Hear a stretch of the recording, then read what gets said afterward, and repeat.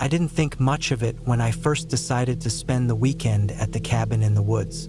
I'd been looking for a break from everything: the endless work emails, phone calls, and the constant pressure of city life. The idea of a peaceful weekend, isolated from the noise of everyday life, seemed like the perfect escape. I had rented the place from a guy named Owen, a small, weathered cabin on the outskirts of a little town, surrounded by towering pine trees. The whole area felt forgotten, as if the world had slowly left it behind. It was a part of nature that was still untouched, and I was eager to experience it. Owen had given me a set of directions over the phone, and after a few hours of driving, I finally arrived. The cabin was just as I had imagined it: quaint, rustic, and far from the modern luxuries of the city. A single-story wooden structure with a sloped roof, a small front porch, and an old stone chimney. A faint smell of pine and damp wood hung in the air. As I stepped out of my car, the silence of the woods wrapped around me, thick and unbroken. There wasn't a sound except for the distant rustling of leaves in the breeze. I hadn't expected the place to be luxurious. That wasn't the point. It was the quiet I craved, the stillness. But the first thing that struck me was how isolated it felt. There were no other cabins nearby, no sign of life at all. It was just me, the woods, and the cabin. The only company was the deep, dense forest that stretched for miles around. I unlocked the door and stepped inside. The cabin was small, with just a living area, a kitchen, and one bedroom. The wooden floor creaked beneath my feet as I explored, running my fingers over the old furniture. The place had a kind of charm to it, a lived-in feel, but it was clear it had been untouched for some time. The air inside was musty, and there was a faint smell of something else, something a bit sour, but I chalked it up to the age of the cabin. I spent the next few hours unpacking, settling in, and enjoying the peace. I made some tea, curled up on the couch with a book, and let the time slip away. The outside world seemed miles away, and I had the place to myself. The evening came quickly, and the sky outside darkened, the stars slowly becoming visible as the night enveloped the forest. Around 8 p.m., I decided to take a walk. The woods were quiet, but the air was crisp and refreshing, the kind of cold that nipped at your skin but felt invigorating. I grabbed a flashlight from the cabin and set off down a small dirt path that ran parallel to the cabin. The flashlight beam barely pierced the thick darkness of the trees, casting long, eerie shadows along the trail. The sound of my boots crunching on the dry leaves was the only noise as I walked deeper into the forest. After about 20 minutes, I stopped and looked around. The woods stretched on endlessly, the tall pines towering above me, blocking out any view of the stars. The silence was unnerving. It wasn't just peaceful, it was almost suffocating. I couldn't shake the feeling that I wasn't alone. I shrugged off the unease. It was just my imagination. A little too much time spent in my own head, I thought. I turned around and started heading back to the cabin, but the feeling didn't go away. It only grew stronger as I approached the clearing where the cabin was supposed to be. That's when I saw it. At first, I thought it was just a trick of the light, some shadow cast by the trees. But no, there, just beyond the clearing, was a figure standing still, watching me. I froze. The figure didn't move, didn't even acknowledge my presence. It was tall, cloaked in something dark, almost blending with the trees behind it. The shape seemed unnatural, like it was made of shadows. My heart started to race, and my breath caught in my throat. I blinked, trying to make sense of what I was seeing, but the figure didn't change. It was still there, perfectly still, as though it had been waiting for me. I backed up, the hairs on the back of my neck standing on end. My thoughts scrambled. What was I supposed to do? My phone was back at the cabin, and there was no one else around. No one would hear me if I screamed. I took a step back, then another, but the figure didn't move. Still, my instincts screamed at me to get back to the cabin, to lock the door and never look back. I turned quickly and ran, my legs pushing me faster than I thought I could move. My heart was pounding in my chest, and the only sound I could hear was my own ragged breathing, the crunch of leaves beneath my feet, and the sound of my boots hitting the dirt path. The figure was still behind me, though. I could feel its presence, like a weight on my back. The cabin came into view, and I sprinted the last few feet, slamming the door shut behind me. I leaned against it, breathing heavily, trying to steady myself. My hands were shaking as I locked the door and checked all the windows. I didn't sleep much that night. The image of that dark figure haunted me. I didn't know what I had seen, but I couldn't deny that it was real. The next morning, I told myself it was just my nerves getting the best of me. Maybe I had imagined it. Maybe the shadows played tricks on me. I even considered leaving early, but I didn't want to give in to fear. I went about my day, trying to shake off the unsettling experience. I took a walk in the woods again, this time staying closer to the cabin. But the quiet was oppressive, and I kept feeling like something was watching me from the trees. As the day went on, the strange feeling only intensified. It was like the woods were alive, and I wasn't alone. I found myself looking over my shoulder constantly, expecting to see that figure again, but it never appeared. By late afternoon, I decided to head back to the cabin for good. The sun was beginning to set, casting long shadows across the ground. I walked back, faster than before, wanting nothing more than to be safe inside. But as I reached the clearing, I stopped dead in my tracks. There, on the front porch of the cabin, was a figure. Not the same shadowy one, but a man. Tall, broad-shouldered, wearing a flannel shirt and a baseball cap. He was standing still, staring directly at the door. I couldn't make out his face, but the sight of him made my stomach turn. I thought about running. I thought about getting in my car and driving away, leaving everything behind. But something told me I needed to face it. I needed to know who this was. I walked slowly towards him, my feet heavy with uncertainty. The man didn't move. He just stood there, unmoving, his back turned to me. As I got closer, I realized that he wasn't just standing, he was waiting for something. I stopped a few feet away from him, my mind racing with questions. Who was he? How had he gotten here? The cabin was far from any main road.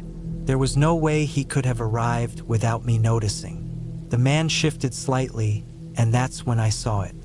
A small, blood-stained cloth hanging from his pocket. My heart dropped into my stomach. It was a hunting rag, the kind people used to clean their knives or wipe off blood after a kill. Suddenly, I understood. The figure I had seen in the woods, the man on the porch, they were connected. They were the same person. My instincts kicked in, and I backed away, my body reacting before my mind could catch up. I turned and ran, my feet pounding against the earth, my lungs burning as I sprinted towards the woods. I didn't look back. I couldn't afford to. I made it to the car, jumped in, and sped away, the tires kicking up dirt as I tore down the dirt path and into the night. I didn't stop driving until I was well past the town, my heart still racing. I didn't care about the cabin anymore. I didn't care about the weekend getaway or the solitude I had wanted so badly. What I had encountered wasn't a trick of the mind. It was real, and I was lucky to have escaped with my life. As I drove away, I couldn't shake the feeling that someone was still watching me from the woods, waiting for the right moment to strike. But I wasn't going back.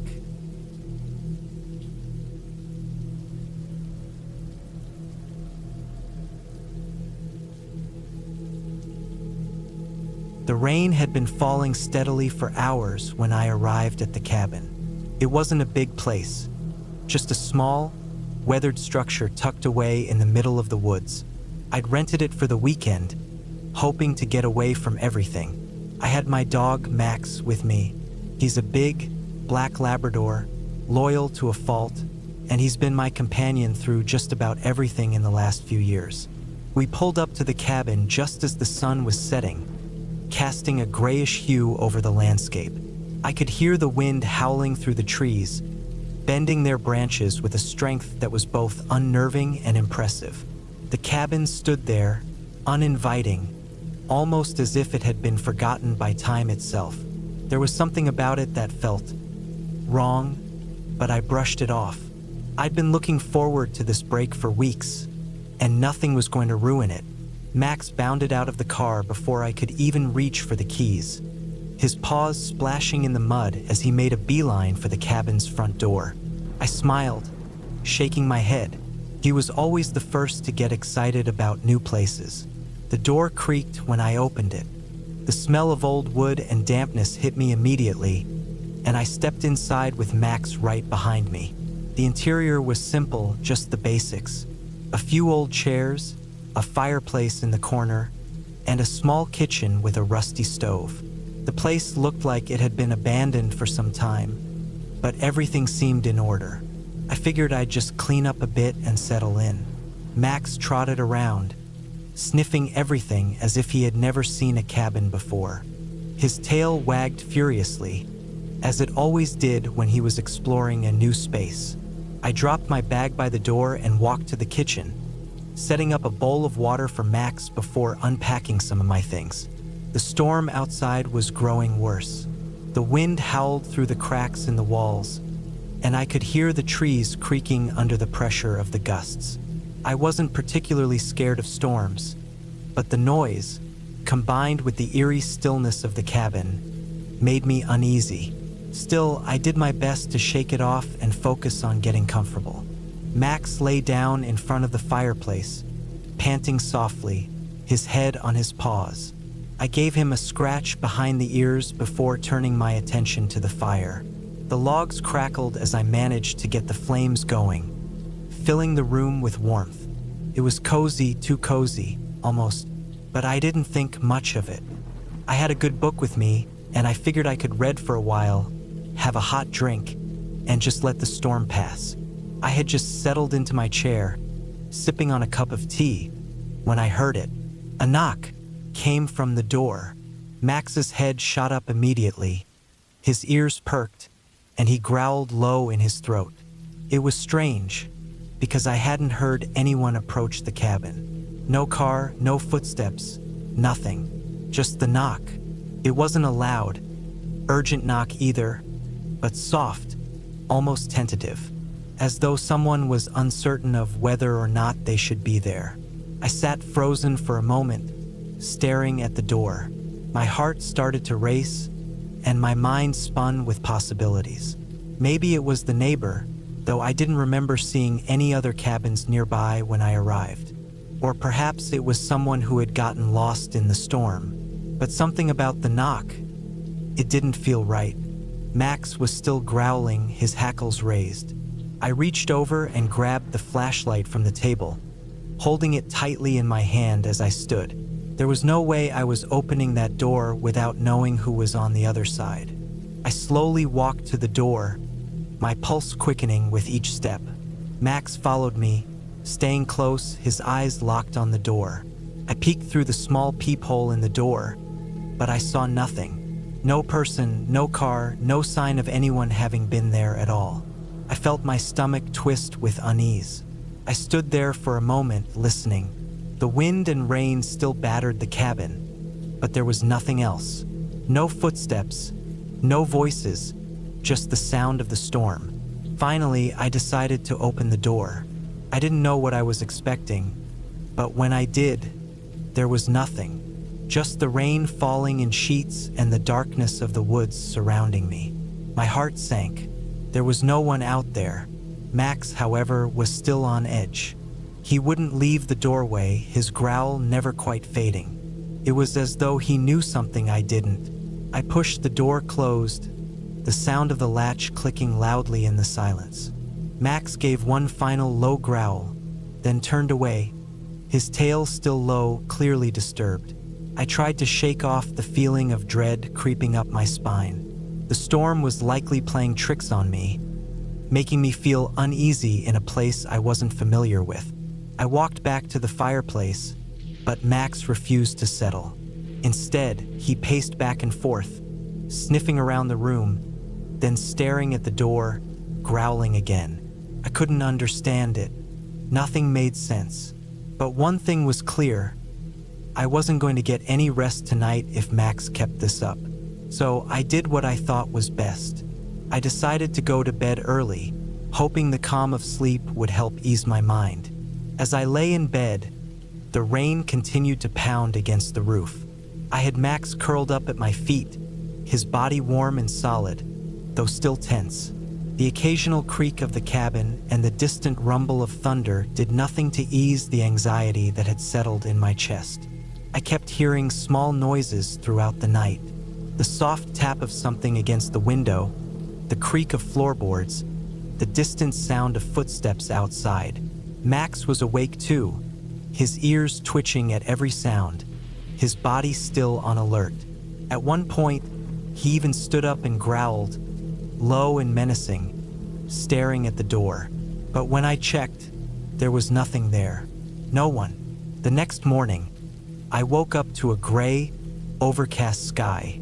The storm had passed, but the clouds hung low in the sky, casting everything in a dull, lifeless light. I stretched, groaning, and got out of bed. Max was still lying by the foot of the bed, his eyes following me as I moved around the cabin. I was exhausted. I hadn't slept well at all, my mind plagued with strange thoughts and images from the night before. But I tried to shake it off. I figured I'd go for a walk and clear my head.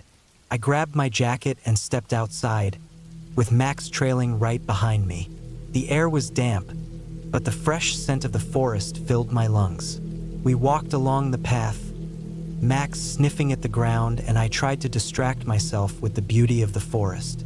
The tall trees towered above, their leaves swaying in the wind, and the forest floor was soft with moss and fallen leaves. That's when I noticed something odd. There were footprints in the mud. They were fresh, too fresh to have been left by anyone else, and they led straight into the woods. Max stopped suddenly, his body stiffening as he growled in the direction of the footprints. I looked around, my heart pounding. There was no sign of anyone, but the footprints were unmistakable. Whoever had been here, they had been close, too close. I didn't know what to do. I wasn't sure if I should investigate or just head back to the cabin. But the idea of leaving Max alone inside, with whatever had been lurking around, was too unsettling. So, with Max at my side, I decided to follow the trail. The forest was dense, and the path was barely visible. We pushed through the underbrush, the footprints leading us deeper into the woods. The further we went, the more my unease grew. Every rustle of leaves, every snap of a twig made my heart race. But still, we pressed on. The trail eventually led us to a small clearing. In the center of it stood an old, dilapidated shack. It was barely standing, its wood rotting and its roof caved in. A strange chill ran down my spine as I approached it. Max growled, a deep, low rumble in his chest. I didn't want to go any closer. Something about that shack didn't sit right with me. It felt like a place where bad things had happened. But before I could turn back, I heard a rustling sound behind me. I spun around, my heart skipping a beat. There was nothing there. I knew I needed to leave. We made our way back to the cabin as quickly as possible. Max was tense, his body coiled, ready to spring at any moment. We entered the cabin, and I bolted the door behind us. I knew something was out there, something I couldn't explain, but whatever it wasn't going to get us. Later that day, I packed up and left the cabin. I wasn't going to stay another night, not with that feeling of being watched, of something lurking just out of sight. As I drove away, Max sat beside me, his calm presence a small comfort in the chaos that had unfolded. Looking back at the cabin one last time, I knew I was never coming back. Whatever was out there, it could have the place.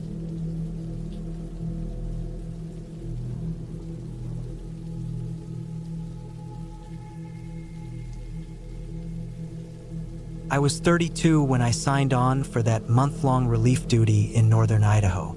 At the time, I was working out of McCall, but one of the senior rangers up near the Seven Devils Range had a family emergency, and they needed someone to cover his post until he got back.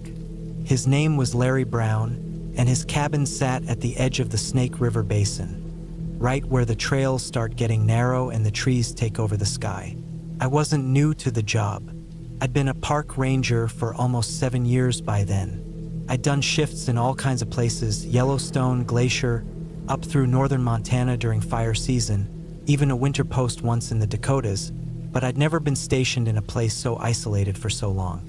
Usually, we worked in teams or within at least an hour's hike of each other. This was different.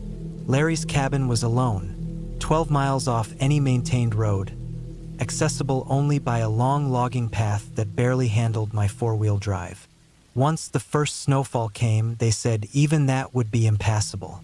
It was late September when I drove in. The forest was thick, older than it looked, with pine trunks stretching high and close like 100 cold fingers pointing straight up. The air had that dry crunch to it, the kind you feel in your nose before a cold front moves in. Most of the tourists had gone. Hunting season was coming soon, and then the trails would empty out completely except for a few backcountry hikers and a couple of local outfitters running guided hunts. Larry had already cleared out the cabin for me, left the generator fueled, stocked the pantry, gave me a radio frequency and a stack of paper logs. The place was old but solid. Small, one room with a separate shed for tools and a shortwave tower out back for the radio. The windows had thick wooden shutters that could be barred from the inside, which I found odd for a ranger cabin. The first thing I noticed was how quiet it was. Not peaceful quiet, but heavy quiet, the kind that presses against your ears. It made even the tiniest noises. My boots on the porch, the wind brushing against the roof, feel sharp. The first week passed slowly. My job was mostly routine. Patrol the trails during the day, check weather and fire conditions, log animal sightings, report in once every other day to the main station in Riggins. I'd make my rounds in the morning, spend the afternoon on maintenance or paperwork. Nights, I'd read or listen to the radio. No internet. No TV. Just wind and trees and the occasional distant howl of something wild. By the 10th day, I had the layout memorized, where the narrow game trails cut across the old logging roads, which trees had marks from bears, which creeks had beaver dams or sign of otters. I started noticing odd things around then. Nothing big at first. Small things, like stacked stones in odd places, little piles balanced too neatly on top of trail markers or tucked between logs where no hiker would bother to go. Once, I found a deer skull resting on a flat stone just off the ridge trail, its antlers broken off, both sockets bored clean. I wrote it all down in the logs like I was supposed to, chalked it up to hunters or maybe some survivalist types marking territory. I'd run into that before in northern Montana. Guys who lived out there all season long, off-grid, away from people. Some were harmless, some weren't. I kept a sidearm on me during all my hikes, always have. The first real sign something was wrong happened 2 weeks in. I'd hiked up to Lookout Ridge, about 6 miles from the cabin, where there was an old fire watch platform. It hadn't been used in years. Wooden planks all gray and warped, ladder half rotted. From up there, you could see deep into the basin all the way down the river gorge. I'd stopped to eat lunch and take some photos of the tree line when I spotted smoke. Not fire smoke, not thick and rising, but a thin column like a cook fire. It was coming from deep in the no camping zone. That whole area was marked restricted due to landslide risk and unstable terrain. I radioed it in and decided to hike down closer. It took me 3 hours to reach the approximate spot, but by the time I got there, the smoke was gone. No sign of a fire. No ashes. No footprints. Nothing but rocks and pine needles. I stood still for a long time. The wind had died. The forest felt wrong, still but not calm, like something was holding its breath. Back at the cabin that night, I heard what I thought were footsteps outside, just past midnight. I'd shut the shutters and locked the door, same as every night, and I kept my boots by the stove. I woke up because the generator clicked off power loss. It sometimes happened when fuel ran low, but I just topped it off the day before. When I got up to check the fuel line, I heard it, soft crunches, like someone walking slowly over gravel and pine needles. Not an animal. Too slow, too measured. I stayed still by the door for almost 10 minutes, breathing as quietly as I could, hand on my belt. Then I heard the handle rattle. Not hard, just a test. A soft clink like someone lightly turning it. Then silence. I didn't sleep again that night. When daylight came, I stepped out with my sidearm and walked a slow circle around the cabin. No prints. No broken branches. The fuel line had been unscrewed, not yanked or chewed, but unscrewed cleanly. I wrote it all in the log and started locking the door during the day too. Over the next week, more things happened. I found a dead coyote placed on my trail. Not roadkill. Its legs had been bent the wrong way, body placed like it was posed, not just dropped. A circle of stones around it. No blood, no sign of struggle. 3 days later, I returned from patrol to find the cabin door wide open. Nothing missing, nothing moved, but the generator was shut off again, and the shutters on the back window had been unlatched. There was no sign of forced entry. I'd locked everything that morning. I started using a padlock I'd brought with me for the tool shed and ran a second chain through the door handle. Even then, I didn't feel safe. I started sleeping with the rifle next to me, not just the sidearm. Then came the night I found the radio static. It was close to 1 a.m. I had the radio on low, tuned to the park dispatch frequency. It was mostly quiet chatter, check-ins from other stations, weather reports, that kind of thing. But then it went silent. Not off, just blank. A static hum. Then, faintly, like it was leaking in from another frequency, I heard something. First, it sounded like breathing, then maybe whispering, but not words, just soft, rhythmic noises, like someone humming a tune that didn't follow any beat. I leaned in closer and turned the volume up. Right then, the humming stopped, and I heard a single sharp knock, like someone tapping a microphone. Then nothing but static. I turned the radio off. I sat in silence for almost an hour after that, heart hammering. I couldn't explain it.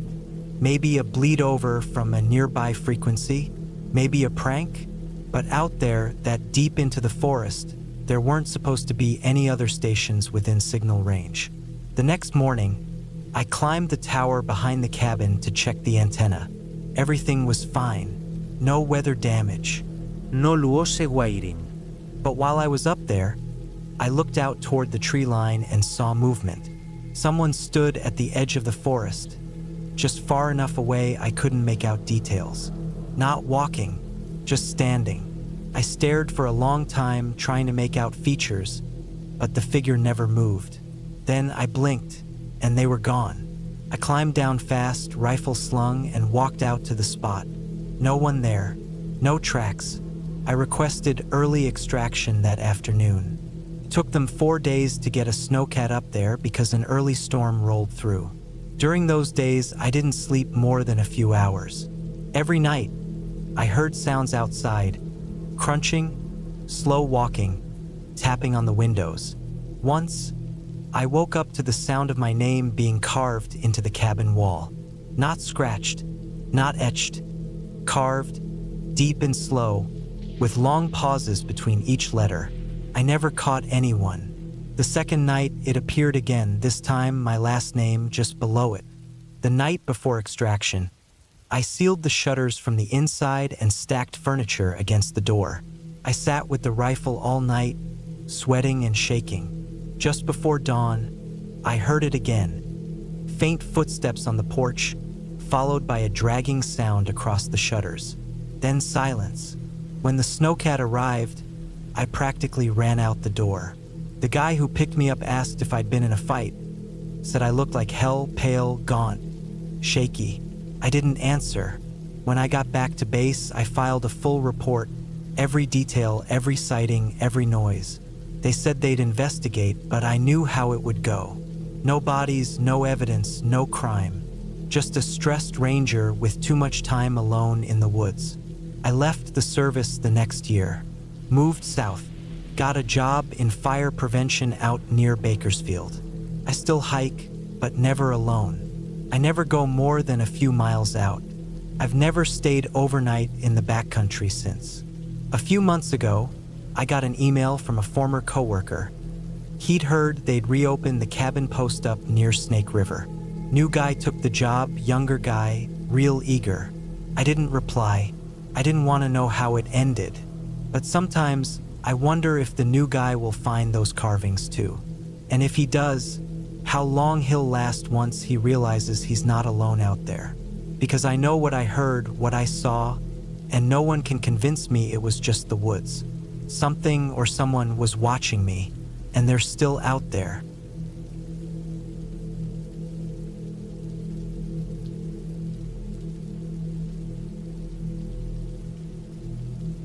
It had been years since I'd gone up to the cabin, a secluded place, tucked away in the rolling hills of Pennsylvania, the kind of place you'd find when you wander off the beaten path, the kind of place my uncle used to retreat to when the noise of the world became too much.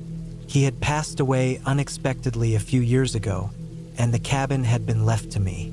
I never really thought much about it until now. It was a long weekend, and I figured a break from city life would be good for me. The city had its charm, but sometimes the constant hum of traffic and the endless rush of people just gets to you. So, with nothing pressing, I decided to spend a few days alone in the cabin, thinking it would give me the peace I needed. The drive out there wasn't much to write home about. It was a few hours out of Pittsburgh, through winding country roads. The trees were just beginning to lose their leaves, the air crisp with the coming of fall. The clouds hung heavy, the threat of rain always in the distance, but nothing too alarming. It felt like the perfect weather for the solitude I was craving. When I pulled up to the cabin, it looked just as it always had. Weathered wood, a steep roof, and a small porch that had seen better days. I grabbed my bag from the back of the truck and walked up the creaky stairs. The door was unlocked, just as I remembered.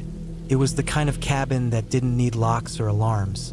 Quiet, isolated, and forgotten by most people. Inside, the familiar smell of pine and dust filled the air.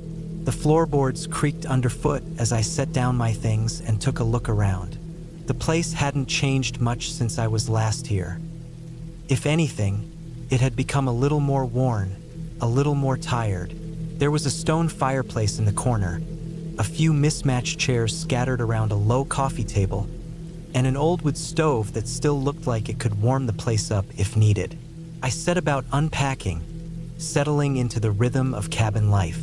I lit a fire in the fireplace, made a simple dinner, and sat on the couch with a book. As night began to fall, the wind picked up outside, rustling the trees. The rain hadn't started yet, but I could feel it in the air. The sound of the wind howling against the cabin felt comforting in a way, like the house was standing firm against the storm outside.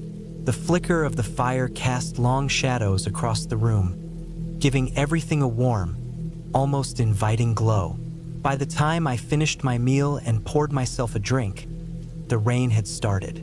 Light at first, then heavier, the sound of it hitting the roof and windows almost deafening. I glanced out the window at the blackness beyond the cabin. The night was thick, the only light coming from the fire and the occasional flash of lightning in the distance. For a moment, I felt a pang of unease, but I brushed it off. There was nothing out there, nothing but the woods and the storm. I spent the next few hours reading and trying to distract myself. The wind was loud, but that wasn't what unsettled me. It was a sound, a faint knocking, like something tapping against the walls. At first, I thought it was just the wind, the trees perhaps slamming against the cabin, but after a while, I realized it wasn't. The sound was rhythmic, almost deliberate, and it was coming from somewhere near the back of the cabin. I set my book down, straining my ears. The storm outside had intensified, and the rain was coming down in sheets, but I could still hear it, the tapping. I stood up slowly, my heart rate quickening. The cabin was small, and I knew every inch of it. I had checked the doors and windows earlier. Everything was locked up tight. There was no reason for anyone to be out there, especially not in the middle of this storm. I grabbed a flashlight from the drawer by the sink, then cautiously walked to the back door. It was still locked. I flicked the light on and shone it out the window. Nothing, just the trees swaying in the wind. I felt a little foolish for getting worked up over something so trivial, but the feeling of unease didn't go away. The tapping had stopped, but I couldn't shake the sense that something was wrong. I turned away from the door and was about to head back to the living room when I noticed something strange. The kitchen window, one of the small, fogged-up panes near the back, was slightly ajar. I never remembered opening it, and in all my years coming here, that window had always been sealed shut. I walked over to it and gently closed it, making sure it was secure. It could have been the wind, I told myself, but deep down I wasn't so sure. After locking the window, I checked the back door one more time and returned to the fire. The tapping, the open window, it was all adding to the tension I hadn't expected. It was like a thread of something sinister had started to unravel, and now I couldn't ignore it. I tried to focus on the fire, on the book in front of me, but I couldn't. It wasn't until later that night, when the storm was at its worst, that the real terror began. I had been trying to fall asleep, the storm still raging outside, when I heard a crash. It came from the back of the cabin, and it was loud enough to make my heart race. I shot upright, my breathing shallow. It wasn't like the tapping from earlier, it was a definite, unmistakable crash. Something or someone had just hit the back door. I grabbed the flashlight again, this time clutching it like a weapon. My hands were shaking as I crept toward the back of the cabin. The wind was howling outside, and the rain was battering the windows, but everything inside the cabin was eerily still. My footsteps were muffled against the wooden floor, but my heartbeat seemed to echo in the silence. I reached the back door and slowly pressed my ear to it. Nothing. I couldn't hear a thing, but the door was still trembling slightly. Something had hit it. I hesitated, but then slowly, I turned the knob and pulled the door open just enough to peek out. The rain was coming down in sheets, and the wind was howling, but there was no one there. No sign of what had caused the crash. I checked the porch quickly, nothing. Still uneasy, I stepped back inside, locking the door again. I could feel my nerves fraying. Whatever was happening, whatever had caused that noise, didn't feel right. It wasn't an animal, I knew that much. The storm had kept all the wildlife tucked away in their dens. I went back to the living room and sank into one of the chairs, trying to gather my thoughts. What if someone was out there? What if they had been watching me, waiting for the right moment? I knew the area well enough to know that there were people who lived in the woods, people who didn't care for strangers. But this felt different. Whoever or whatever was out there wasn't acting like the typical recluses I had heard stories about. I stayed up for hours after that, the storm showing no signs of slowing down.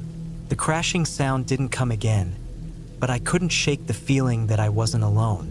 The night dragged on in a kind of suffocating silence, broken only by the storm outside and my increasingly paranoid thoughts. By morning, the rain had stopped.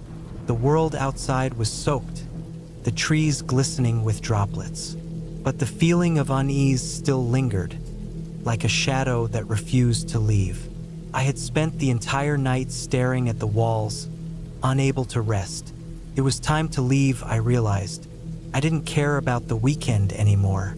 Something wasn't right, and I wasn't about to wait around to figure out what it was. I packed my things quickly, deciding that I'd drive back to the city, get some rest, and forget about the events of the night. As I stepped out the door, I looked around once more, my eyes scanning the woods beyond. The cabin had always felt like a safe place, a retreat from the world. But now it felt more like a trap. I turned to walk toward my truck, but then I froze. There, just beyond the tree line, a figure was standing still, watching me. A tall man, hunched slightly, his face obscured by a hood. I couldn't make out his features, but I knew he was there, and he had been there for a while. My stomach dropped, and I ran to my truck, not looking back.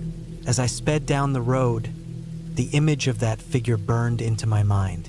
I never went back to that cabin. I don't know if it was someone from the woods or something else entirely, but I didn't care. Some places are meant to be forgotten, and some memories are best left behind.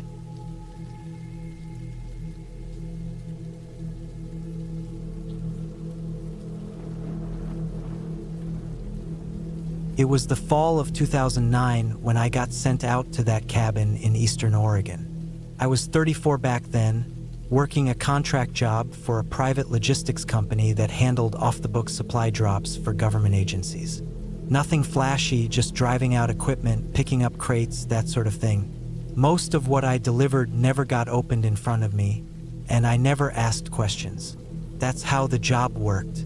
You keep your head down, you do what you're told, and you don't screw with the chain of command. That cabin wasn't on any map I had, but I was given a GPS pin and an access code. It sat somewhere off an old logging road about 90 minutes east of La Pine. You wouldn't find it unless someone told you where it was. All I was told was that it was a temporary post for a joint law enforcement task force, and they needed a shipment of supplies, rations, gear, and a generator. I didn't ask who was stationed there or why it was so far off-grid. The drive-in was rough. My truck jolted over old gravel and busted up tree roots for a good half hour after I left the last paved road. Pines thick on both sides, hardly any daylight cutting through. That kind of quiet that presses in on your ears. It was early October, and the mornings were already frosty. I remember my breath fogging up the inside of the windshield, the heater barely keeping up. I pulled up to the cabin just before noon. It was bigger than I expected, 2 stories, wood frame, metal roof. Looked freshly built, too. No weathering, no sagging boards. But there was no sign of anyone outside. No vehicles, no tracks. It felt wrong, but I chalked it up to the usual weirdness that came with these kinds of gigs. I parked off to the side, turned off the engine, and waited a bit. Nothing. I walked up, entered the access code they gave me, and the front door unlocked with a loud, mechanical clunk. Inside, the cabin was warm. Generator must have been running in the basement. Place was tidy. Sparse furniture, bunk beds upstairs, crates along the wall labeled with numbers and initials I didn't recognize. I left the supplies just inside the door and started making an inventory list like I always did. Halfway through, I heard footsteps upstairs. Slow, heavy, then silence. I froze, pen in hand, staring at the ceiling. Nobody had been in the truck with me. I hadn't seen another soul on the road for miles. But those were boots. No animal makes that kind of step. I stood still, waiting, but nothing else happened. No voices, no creaking floorboards. I finished the list fast, left the manifest on the table, and backed out of there without turning my back on the stairs. The second I hit the front porch, I felt a wave of cold rush down my back. I got in my truck and left. Later that night, I got a call from my supervisor. He told me I needed to go back to the cabin. There was an issue with the generator. I argued, but he shut it down quickly. He said it was urgent, said someone would meet me there to help carry out a backup unit. I was supposed to arrive around 7 p.m. That was when things went sideways. When I got back out there, it was already getting dark. The pine trees made it worse, barely any light even during the day. I parked at the same spot. This time there was another vehicle, a black SUV, unmarked, parked near the tree line. No plates. All the windows were tinted dark. I figured it was the guy I was supposed to meet. I knocked on the cabin door. No answer. I knocked again, louder. Still nothing. The door was unlocked, so I stepped in. The cabin was dark inside. No lights, no hum of the generator anymore. It was cold. Real cold. I called out, hoping whoever I was supposed to meet was already inside, but I got nothing back. Then I saw it, the streaks on the floor. Dark, heavy drags that ran from the kitchen toward the hallway. Looked like someone had been pulled. I followed them without thinking, just out of instinct. They stopped at a trapdoor in the floor I hadn't noticed before. It was open just a crack. I pushed it open and peered down. The basement was pitch black, but I could hear something down there.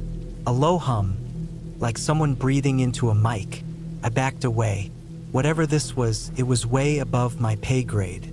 I turned to leave, but then I saw something that made my blood run cold. On the far wall, near the table where I'd left the manifest earlier, someone had written something in red marker, or at least I thought it was a marker. It said, "Do not trust them. Do not let them take you." I don't know why, but I bolted for the truck. I didn't even close the door behind me. I just got in and started the engine. The tires spun in the loose gravel before catching. I didn't stop to look back.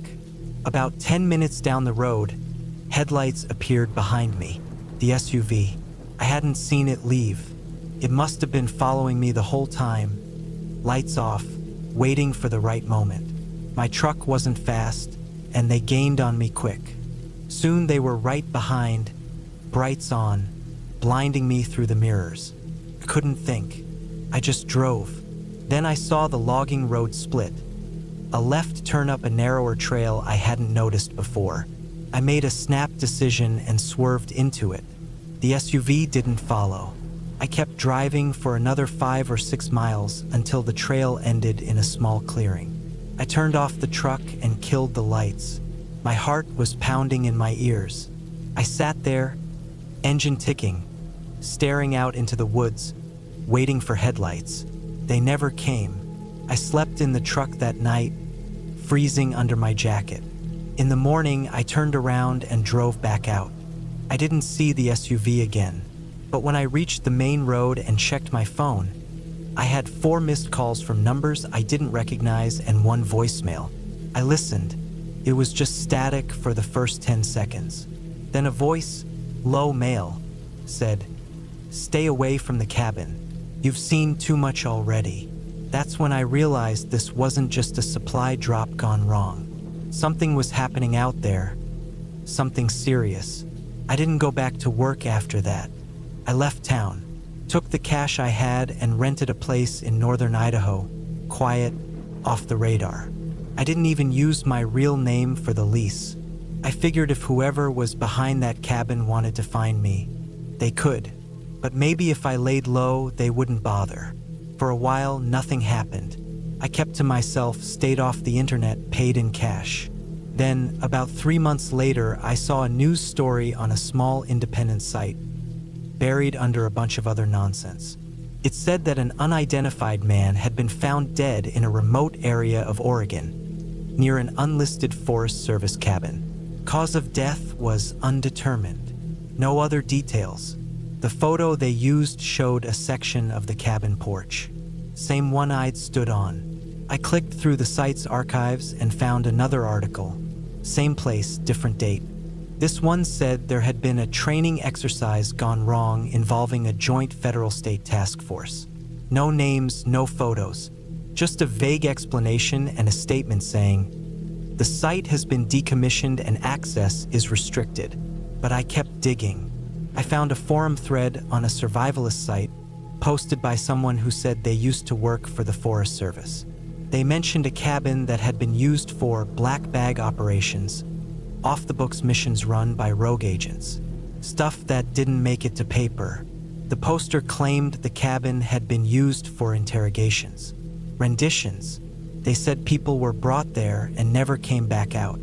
That was when it hit me, the streaks on the floor, the breathing in the basement, the warning written in red.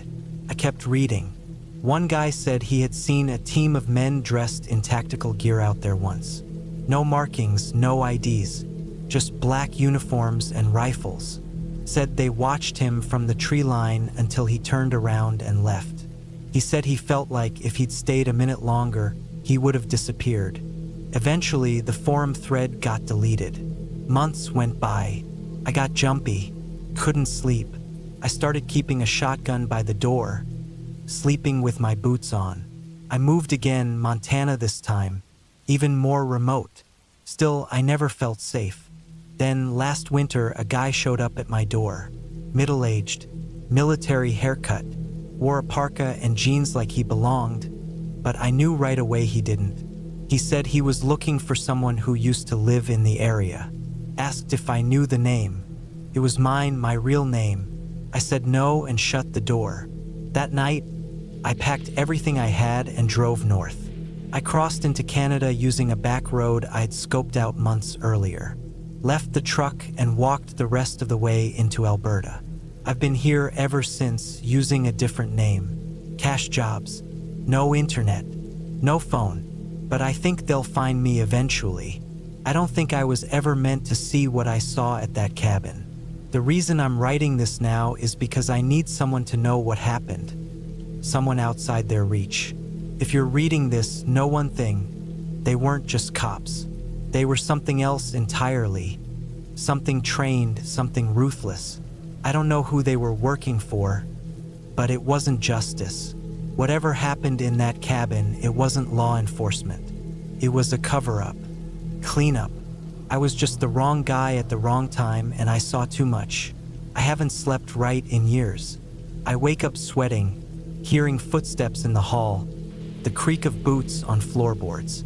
I know it's just in my head, or at least I hope it is. But I also know this. If they ever find me again, there won't be another chance to run.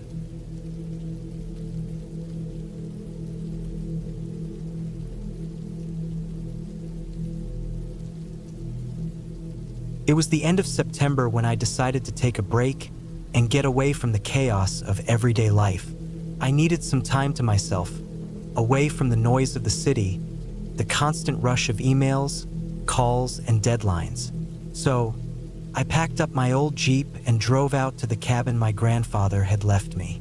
It was located deep in the woods of northern Maine, far from any town or even other houses. The nearest neighbor was miles away, and the drive was long and lonely, but that's exactly what I was craving. The cabin had been in our family for generations. My grandfather had built it in the 1950s with his own hands, and it had been passed down to my father before finally landing in my hands when he passed away. I had been there a few times when I was younger, but this time it was just me. I didn't plan on staying for more than a week, just long enough to clear my head, enjoy some peace, and maybe do a little hiking. The first evening, I arrived just as the sun was setting. The woods were quiet, save for the occasional rustle of leaves or the distant sound of a bird. The cabin itself stood in its usual spot, a simple, rustic building with a slanted roof and a porch that creaked under the weight of its own history. It had been well maintained over the years, and the air smelled of pine and the faint trace of old wood. It felt like stepping into another time, a world where things were simpler, slower. I carried my bags inside, set up a fire in the stone hearth, and then unpacked. The place had no electricity, just a wood stove for heat and gas lamps for light, but that was part of the charm. I lit one of the lamps and hung it near the door, casting a soft glow around the small, cozy living room. The floorboards creaked under my feet as I moved around, making myself at home. I set up a small cot in the corner, right by the window that overlooked the woods. After a simple dinner, I sat on the porch for a while, sipping a drink and watching the sun dip below the horizon. The silence was almost deafening in its stillness. No cars, no people, just the endless expanse of trees and the occasional snap of a twig. It was peaceful in a way that I hadn't realized I needed. But as the last traces of daylight faded and the darkness settled in, I felt something shift. The quiet was no longer comforting. It felt oppressive, almost suffocating. I shook the thought away. It was probably just the isolation playing tricks on my mind. I had been living in the city for so long, surrounded by noise, that I wasn't used to this kind of silence. I decided to call it a night and crawled into bed. The bed creaked, as if it too was protesting the weight of time. That night, I woke up suddenly. The room was pitch black, the only sound the soft crackling of the fire dying in the hearth. I rolled over, reaching for the lantern by my bedside, but as my hand brushed the surface of the small wooden table, I froze. A sound, distant but clear, drifted through the window. It was a soft rustling, like something moving through the underbrush just outside the cabin. I held my breath, straining to listen. The sound stopped, and then came a faint thud, followed by a slow, deliberate scratching, like claws dragging across the ground. My heart skipped a beat. I got out of bed cautiously, careful not to make a sound. The firelight flickered weakly, casting long shadows against the walls. The scratching noise continued, now moving closer to the cabin. It sounded too deliberate to be an animal, too precise, almost human. My first instinct was to check the windows, but the cabin was old, and the windows were small and covered with heavy wooden shutters. I pulled back the curtain slowly, trying not to make any noise. The forest outside was still, the moonlight casting a cold glow on the trees. There was nothing in sight, but the feeling of being watched crawled up my spine. I moved to the door, hesitating before I unlocked it. A rush of cold air hit me as I opened it, but the woods were empty.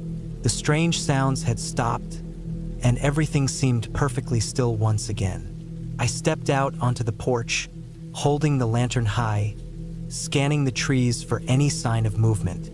Nothing. I convinced myself it was just an animal, maybe a raccoon or a deer, messing around in the underbrush. The darkness and the silence of the woods made everything seem amplified, and my mind was playing tricks on me. I locked the door again and went back to bed, but sleep didn't come easily after that. Every rustle of the wind, every creak of the old cabin, made my senses jump. The next morning, I woke up early, the rising sun bringing some relief from the eerie feeling that had settled over me the night before. I decided to spend the day hiking, hoping that the fresh air and physical exertion would clear my head. The woods were dense and the trails were narrow, but I loved the isolation. It was a kind of peace that only came from being so far removed from civilization. I spent hours wandering, getting lost in the rhythm of my footsteps and the beauty of the natural world around me.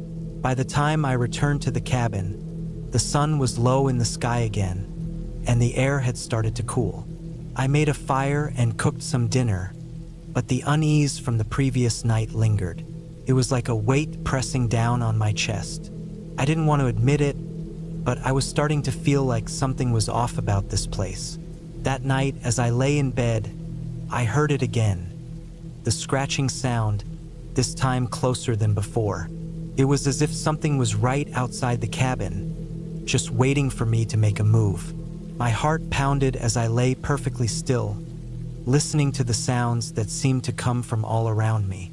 A twig snapped in the distance, followed by a low growl that made my skin crawl.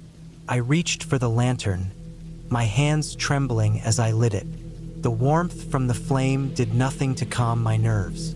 I stood up slowly, creeping to the window again, trying to peer outside. The moon was high, casting long shadows on the ground, but there was no movement in the trees. Then I saw it. For a split second, there was a figure standing just outside the tree line, half hidden in the shadows. It was tall, too tall, and its shape was wrong, twisted like it didn't belong. The moment I saw it, the figure vanished into the trees, as if it had been waiting for me to notice. I rushed to the door, throwing it open, and stepped outside, but the figure was gone. The forest stood in stillness again, like nothing had ever happened. I felt like I was losing my mind, but deep down, I knew what I had seen. I wasn't imagining it. I spent the rest of the night awake, the lantern burning low by my side. I couldn't shake the feeling that something, or someone, was out there, watching me. The fire crackled softly in the corner, the only sound in the otherwise oppressive silence. The next morning, I packed my things. I didn't want to be there anymore. The peace I had come seeking had turned into a gnawing fear, and no amount of time in the woods could change that. As I drove away from the cabin, the trees closed in around me, and I felt a weight lift off my chest. When I got back to the nearest town, I stopped for gas. The old man at the station looked at me with curious eyes. "Out there at the cabin, huh?" he asked. I nodded, but I didn't say anything. I didn't need to. "Yeah, you're not the first to feel it," he said. "That place, it's got a history. People say things happen out there. Strange things." I didn't ask what he meant. I wasn't sure I wanted to know. As I drove back home, the roads were empty, the sky clear, but the woods, the cabin, and the figure in the shadows stayed with me. I couldn't shake the feeling that whatever it was, whatever had been watching me, was still out there, waiting. But for now, I was safe, and sometimes that's enough.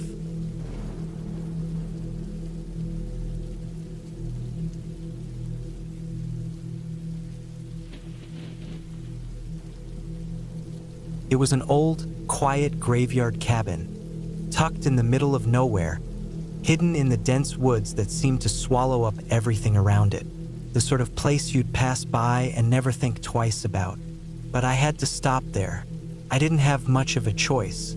I'd been driving for hours, the fog creeping along the side of the road, making every twist and turn feel like it could lead to something terrible. My destination was a tiny town up ahead, where I was supposed to meet a client who needed my help with a private matter.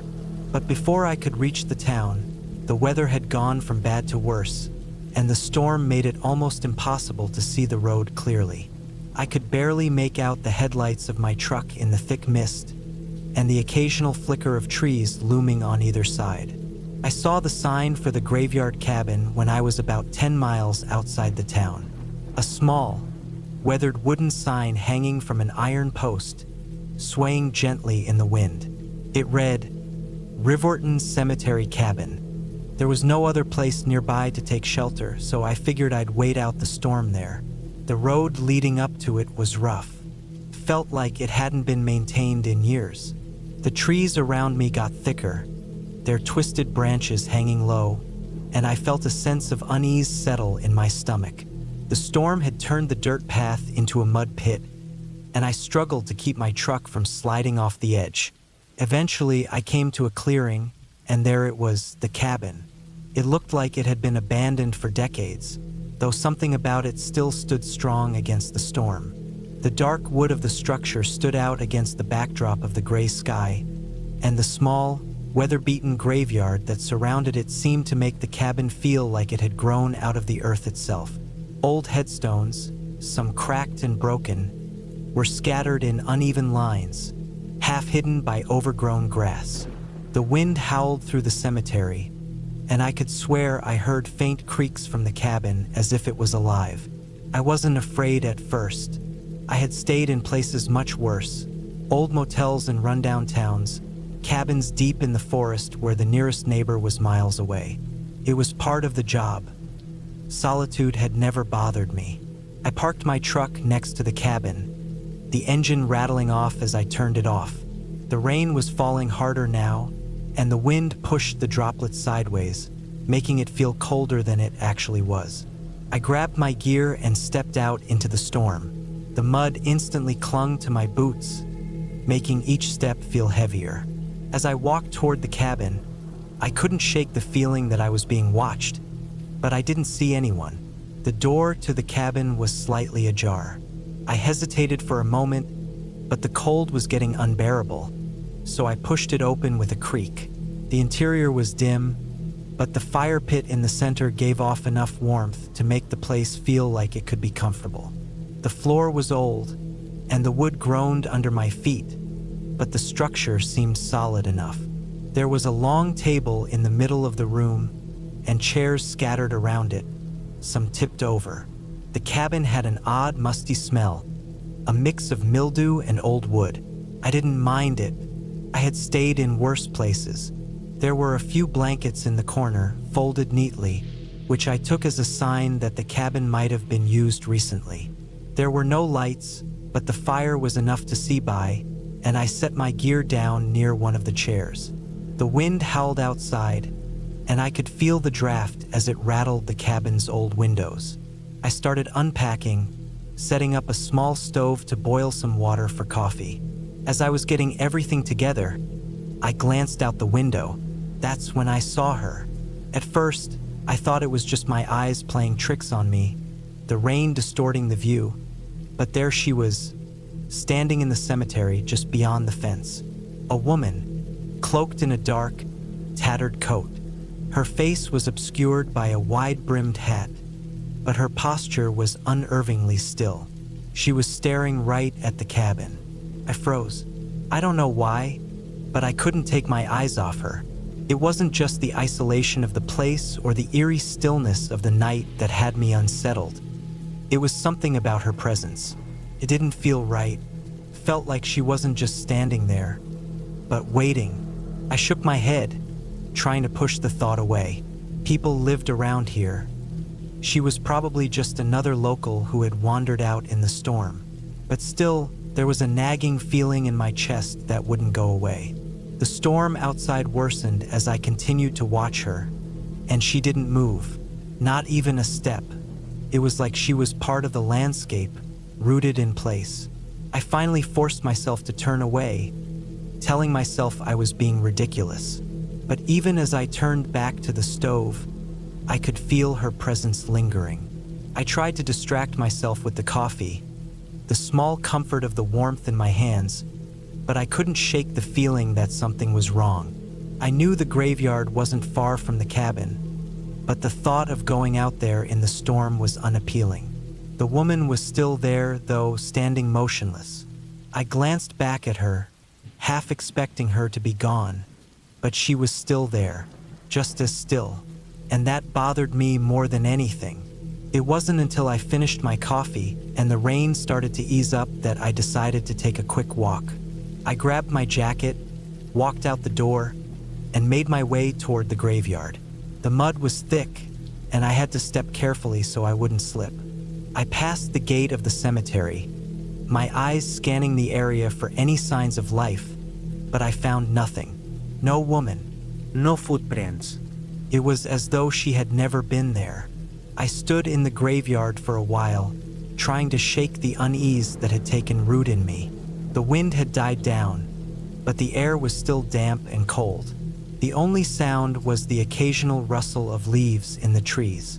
As I turned to head back to the cabin, I glanced over my shoulder again, and there she was. This time she was closer, standing at the edge of the cemetery, just outside the fence. But this time I could see her face. It was pale, almost ghostly, and her eyes were wide, unblinking, fixed on me with an intensity that felt like it could pierce through me. Something in me screamed to turn and run, but I didn't. I just stood there, frozen. After what felt like an eternity, the woman slowly raised her hand and pointed. She pointed straight at the cabin. My heart stopped. I couldn't explain it, but the gesture was unmistakable. She was telling me to go back to the cabin. And for some reason, I listened. I turned and walked as quickly as I could, my feet slipping on the wet ground, every step feeling heavier. When I reached the door of the cabin, I slammed it shut behind me, breathing hard. I didn't sleep that night. Every noise in the cabin seemed louder, more pronounced. The wind howled again, and the rain began to pound against the roof. But I didn't feel alone anymore. There was something out there, watching me, waiting. I packed up my things the next morning, the storm having cleared enough for me to see the road ahead. I didn't dare look back at the graveyard, but I couldn't shake the feeling that I wasn't alone anymore. Even as I drove away, the woman, her eyes, her gesture, it stayed with me, the memory clinging to me long after I had left the cabin behind.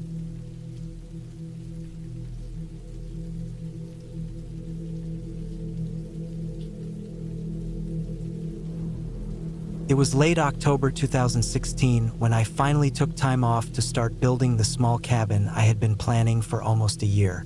I was 34 at the time, and after working nonstop as a contractor in Leeds for nearly a decade, I decided to give myself a week away from everything. My plan was simple: drive north into the Scottish Highlands, where my dad had left me a small patch of wooded land just west of Loch Rannoch. I hadn't been there in years, but I remembered the land as quiet, tucked far enough away from any villages that you could hear the birds without traffic in the background. The goal was to put together a small single-room cabin, just enough to sleep, cook, and sit in. Nothing fancy, just a box made of pressure-treated pine and my own sweat. I left early on a Monday morning in a beat-up old Transit van I'd bought used from a friend of mine. It rattled when you went over 50 but had enough room for my tools and the pre-cut timber I'd picked up from a supply yard in Stirling. It rained off and on the whole way up, the kind of rain that doesn't pour, but just spits at you for hours, misting the road and making everything smell like wet gravel and exhaust. I wasn't in a rush, though. I had 6 full days ahead and a cooler in the back with eggs, bread, a few tins of beans, some bacon, and a gas burner. I also packed a rifle locked in a steel case beneath the seat. Just a habit from my dad. He always said you never know what you might need to scare off in the woods. By the time I reached the turnoff into the woods, the sky was already going gray. I remembered the trail. It wasn't really a road, more like 2 old tire ruts winding through the forest, overgrown and half swallowed by moss. I followed it slowly until I found the clearing. It looked smaller than I remembered. The tall Scots pines around it had crept inward, and the ground was uneven with stones and damp earth. But it was quiet, peaceful even. I stepped out and stretched my legs, listening. Just the sound of the wind through the trees and a distant drip of water. No birds. That struck me, but I pushed the thought away. It was late in the season, maybe too cold for much wildlife. I spent the rest of that first day setting up my gear and marking out the frame. I had brought a waterproof tent to sleep in while I built the cabin. Just a single-person bivy sack. Really, nothing you'd want to spend more than a few nights in. The ground was damp no matter where I laid it. I gathered stones and branches to raise the edges and hoped the rain wouldn't pick up overnight. The cold hit hard as the sun went down, and I sat by a small fire sipping black tea from a flask, staring into the flames. The smell of pine needles and wet bark settled around me. Felt quiet, too quiet. I kept looking up from the fire every few minutes, like something might be there just beyond the trees. I told myself I was being stupid. I was just tired. I lay in the bivy sack with the zipper pulled tight and the rifle within arm's reach. It rained again after midnight, a soft tapping on the thin tent fabric. I lay awake for a long time watching the dark, listening. The next morning, I was up with the light, cold as hell. My fingers were stiff, but I forced myself to get moving. I boiled water, ate half a sandwich, and got to work. The frame went up quicker than I expected. 2 walls by noon, the 3rd by late afternoon. I worked non-stop, only stopping for sips of water and bites of jerky. It rained lightly all day, not enough to stop me, but just enough to soak into everything. My sleeves stuck to my arms, and my gloves were always damp. Around 4 p.m., I heard something out in the woods. A crack, like a branch snapping. Not close, but not far either. I looked up and scanned the tree line. Nothing moved. I called out once, just a short, sharp noise. Not a word, just a sound. No response. I stared for a while longer, then went back to hammering the last section of wall. But I was slower, kept glancing over my shoulder. The trees felt closer than before. like the clearing was shrinking. I knew that was stupid, just the light changing, shadows playing tricks. By nightfall, the cabin was 3 walls and a roofless square. I was proud of it, even with the soaking rain. I made another fire and sat on a crate under a plastic tarp I'd strung between 2 trees. I ate beans straight from the tin, cold, listening to the fire hiss in the rain. The sound was constant. Rain on leaves, rain on tarp, rain on my shoulders. I didn't notice right away when it stopped. I looked up. It was like someone had flipped a switch. No more dripping, no wind, just silence, total silence. I stood up slowly, every part of me on edge. I wasn't afraid yet, just alert. I turned in a circle under the tarp, watching the woods. The fire popped behind me. Then I heard it. Footsteps, wet ones, slow, one after the other, squelching slightly on the muddy ground. They came from the direction of the trail, the same one I'd driven in on. I stepped out from under the tarp and crouched near the fire, peering through the trees.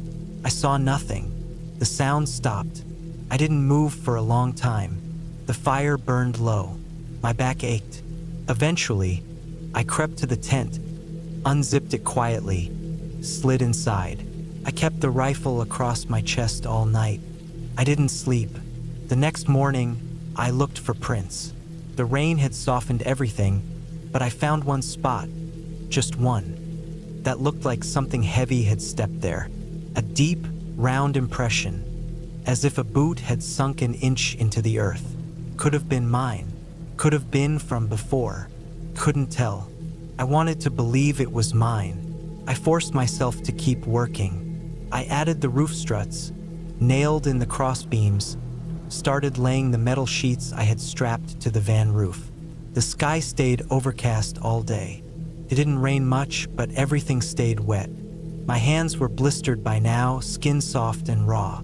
I kept working anyway. That night, I didn't light a fire.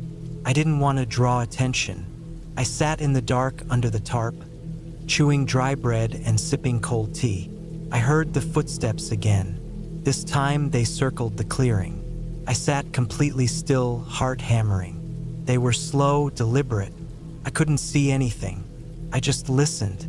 At one point, they stopped right near the van. Then nothing. I slept with the rifle clutched against my chest again. When I woke up, the van door was open, the passenger side, just hanging open. Nothing was missing, but the glove box was open and the map I'd left on the seat was on the floor, soaking wet. I didn't know what to do. I thought about leaving, but I told myself I couldn't. Not yet. I was halfway through the build. I wasn't gonna run just because someone was messing around in the woods. Could have been some kid. Could have been some local hiker. Could have been nothing. But deep down, I didn't believe that. I kept working. I finished the roof by evening, covered it with black tar paper, and secured the edges with strips of wood. I added the last wall and started on the door. I didn't eat that night. I just sat with my back to the cabin wall, watching the trail, the trees, the edge of the dark. It started raining again, heavy this time. That's when I saw the figure. It wasn't close, maybe 20 yards back, near the edge of the tree line. Tall, thin, standing completely still. I couldn't make out a face, not even clothes, just the shape of a person. I stared for a long time, waiting for it to move. Didn't. I blinked, looked down for a second, then back up. It was gone. I didn't sleep that night, not even for a second. The next morning, I packed my gear fast, didn't even bother with breakfast. I threw the rifle in the van, double-checked the tires, and left everything else. The tools, the cooler, even my gloves. I just wanted to get out. The trail out was muddier than before. The van slipped more than once. Halfway down, I had to stop and clear a fallen branch. Big one. Looked like it had been dragged, not fallen. There were drag marks in the mud. I didn't think about it. I just got it out of the way and kept driving. By the time I hit the main road, I was soaked with sweat even though the heater was off. I didn't stop until I reached a service station outside Pitlochry. I filled up, cleaned my hands in the bathroom, and sat in the parking lot for nearly an hour. I didn't go back for weeks. When I finally did mid-December, it was just to check on the cabin. I brought a friend with me. We found the place mostly intact. Cabin still standing, door half finished. Some of my tools still there, rusted from the rain. But the strange part? There were tracks all around the cabin. Bare footprints in the frozen dirt. Not boots, not shoes. Feet, large, white, dozens of them. Some overlapping, some circling the walls. No animals, No gear. just footprints. We left before dark. I haven't been back since. But I still think about that place. And I still remember what it felt like that night when the footsteps stopped by the van. Whoever or whatever it was, they didn't want me there. And I listened. I moved down south after that. Sold the land. Took a loss. Never built another cabin. That was 9 years ago. I still build things for a living. Kitchens, sheds, extensions. But I won't work alone in the woods anymore. And when it rains at night, I always wake up, because sometimes I still hear footsteps.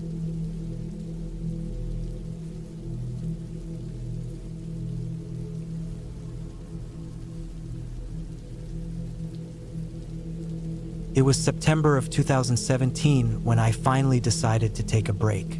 I had just turned 32, and the last 6 years of my life had been swallowed by work.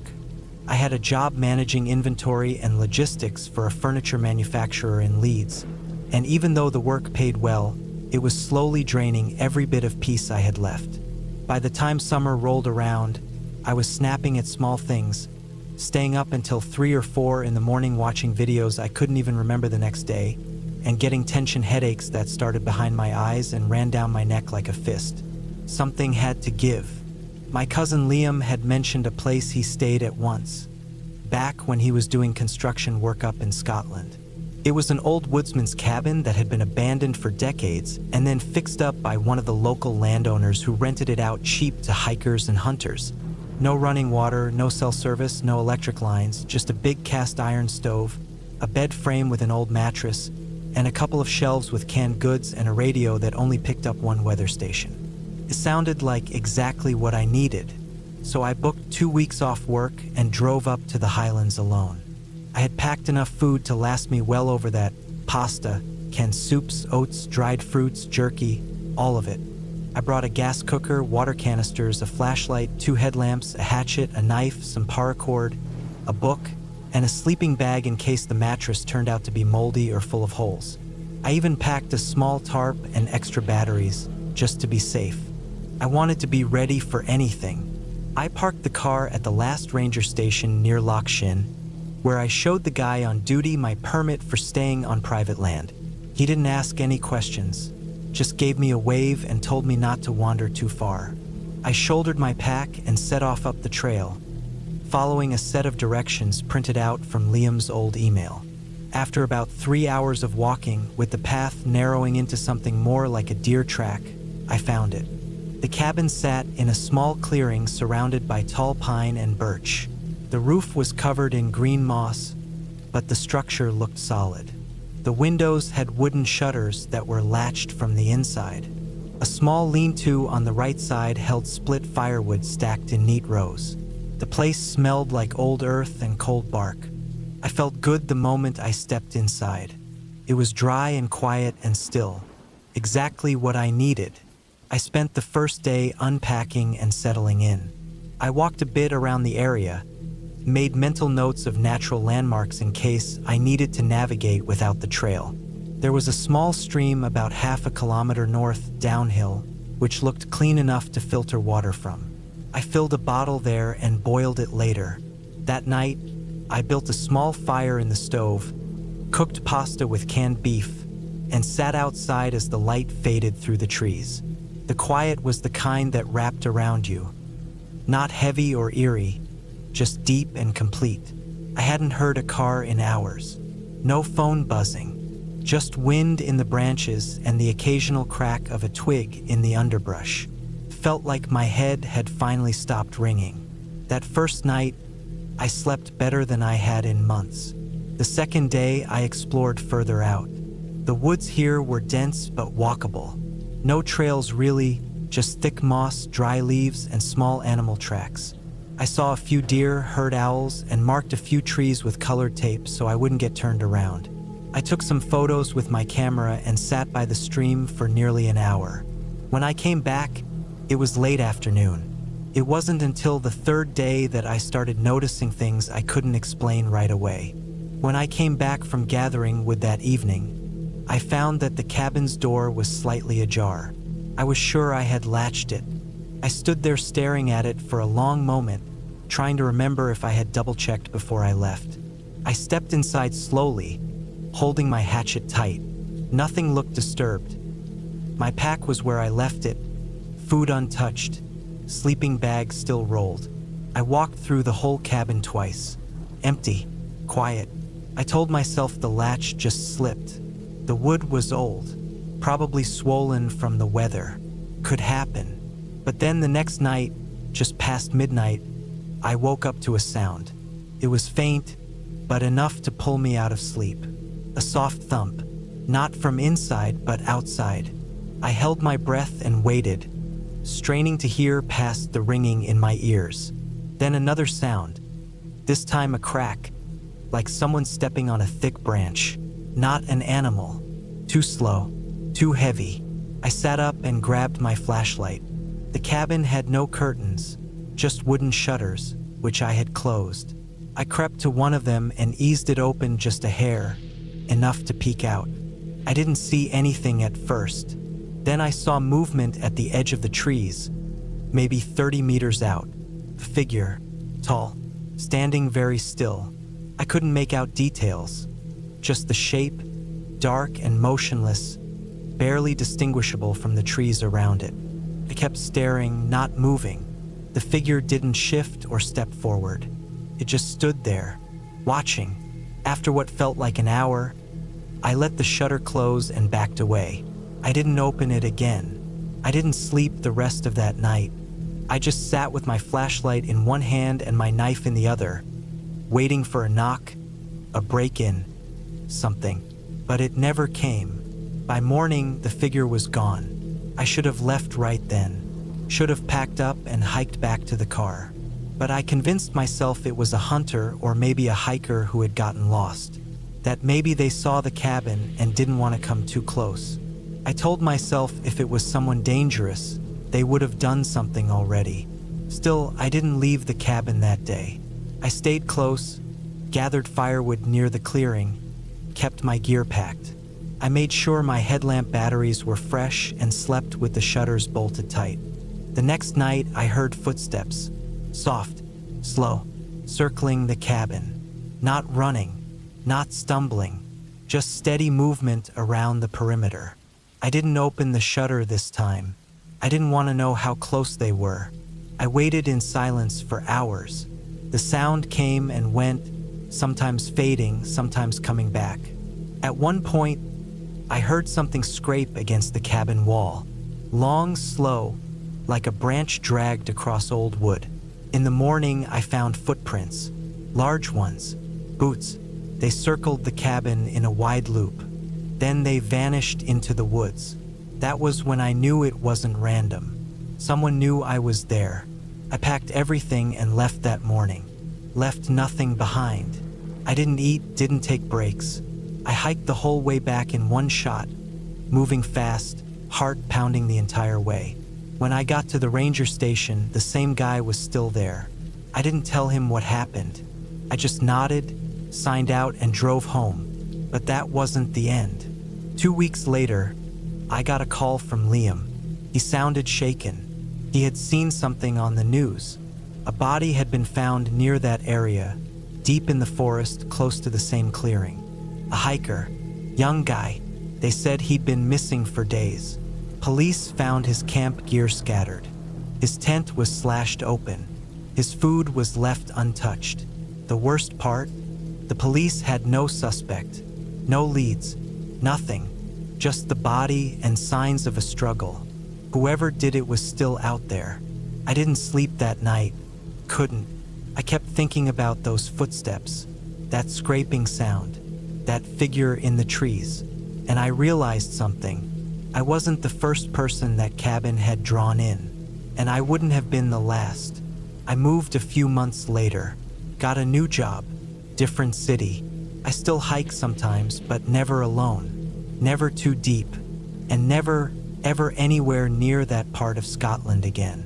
Because someone out there watches, someone waits, and not everyone gets out alive.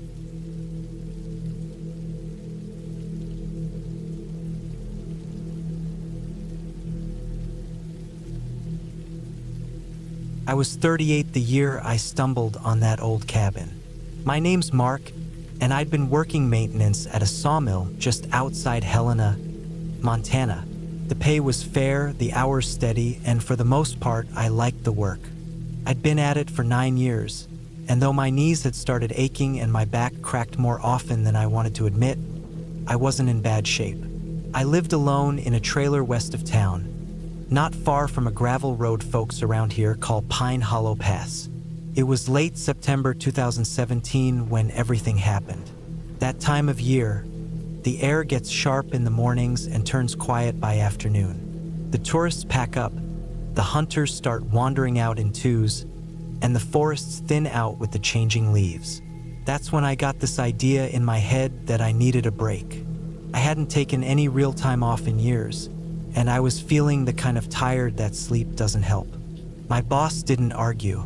I told him I'd be gone 4 days, maybe 5, and I packed up my old green Chevy pickup with a cooler, a tent, some canned food, a pair of boots I hadn't broken in, and a .308 bolt-action rifle in case I crossed paths with a buck. I didn't go anywhere fancy, just followed a trail past Salt River Bend, about 50 miles northwest of Helena. It's one of those places nobody writes about. No markers, no signs.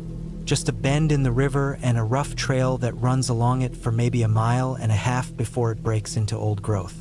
I'd hiked it before but never camped there. Felt like a good spot to get away from noise. I parked the Chevy on the side of the road, locked it, and took my gear on foot. The path was narrow, mostly dirt and broken twigs, a few game trails cutting across it. The deeper I went, the quieter it got. By the time I reached a spot I liked, it was late afternoon, and the sun was brushing the tree line. I set up camp about 200 feet from the river and spent the first night watching the sky go purple through the branches. It was peaceful, cold, but peaceful. The second day is when I found the cabin. It started off with me waking up to frost on my tarp and a damp ache in my hip from the hard ground.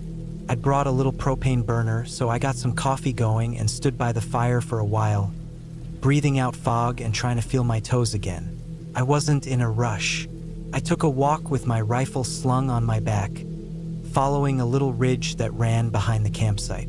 I hadn't meant to go far, just wanted to stretch my legs and see if I could spot any sign of deer.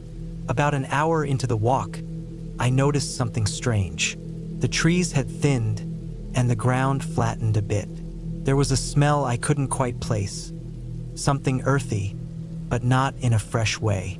It was more like wet wood and old stone. Then, tucked in the trees ahead of me, I saw it. The cabin. It sat maybe 60 yards from the ridge, low to the ground, as if it had been built half into the earth.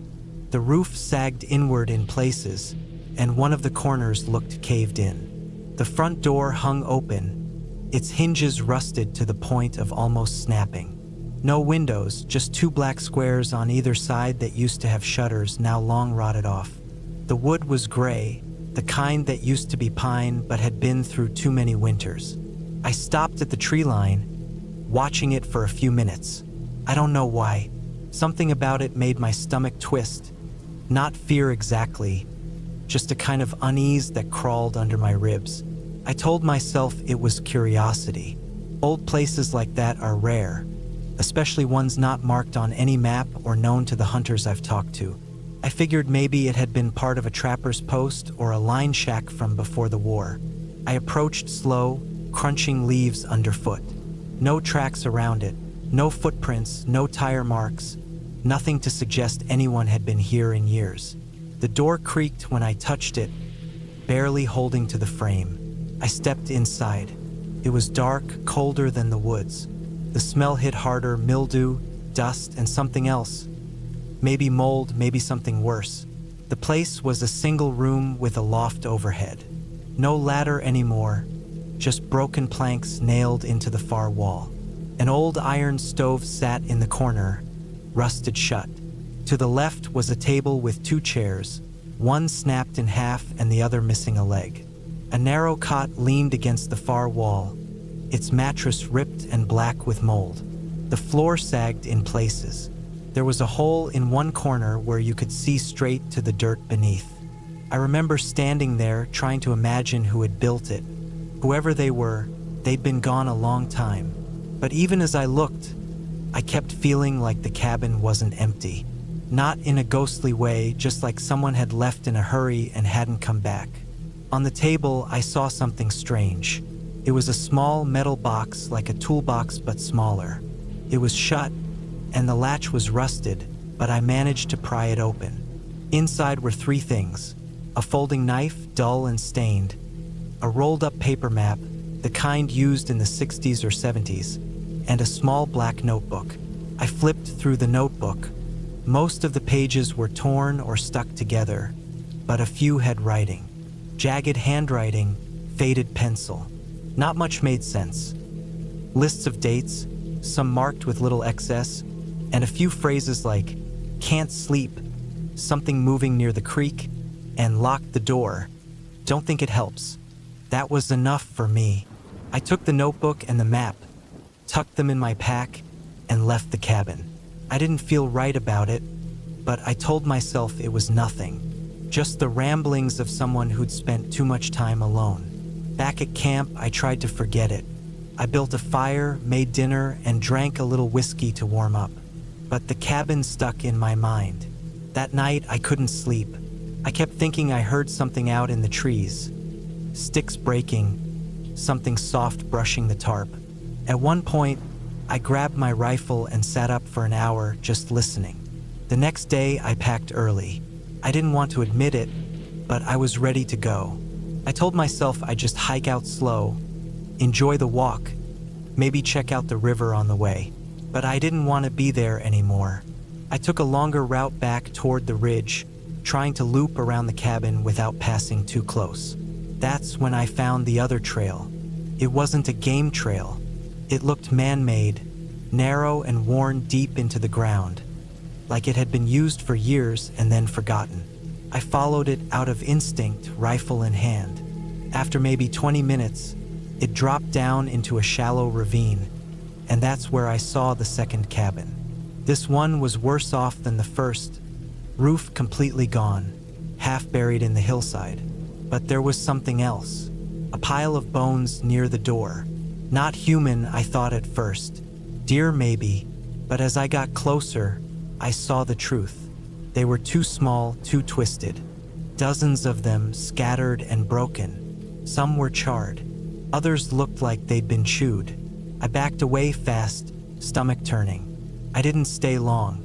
I turned around and walked quick, back up the trail, back toward my camp. But something had changed. I felt watched, like the forest had eyes. I know how that sounds, but it wasn't paranoia. Every twig snap, every gust of wind felt too sharp, like the place didn't want me there. When I got back to my site, the fire ring had been kicked apart. Nothing else was touched. My cooler was still there. My tarp was folded. But the fire pit, the one I'd built from scratch, was wrecked. Stones scattered, ashes stomped down. There were no prints, but the dirt was churned. I didn't eat. I didn't sleep. I stayed up all night with the rifle across my lap, staring into the dark. At first light, I packed fast and headed back to the truck. I didn't stop. I didn't look back. Just walked, boots heavy, pack digging into my shoulders. When I reached the Chevy, I almost cried. I drove straight to town, didn't even stop to check the tires. A few days later, I showed the notebook and map to a guy I know. Retired Forest Service, spent 30 years working out here. He looked at them, went real quiet. Said he didn't know the cabin, but he'd heard stories. Places folks avoided. Weird disappearances back in the 70s. Nothing official, just rumors.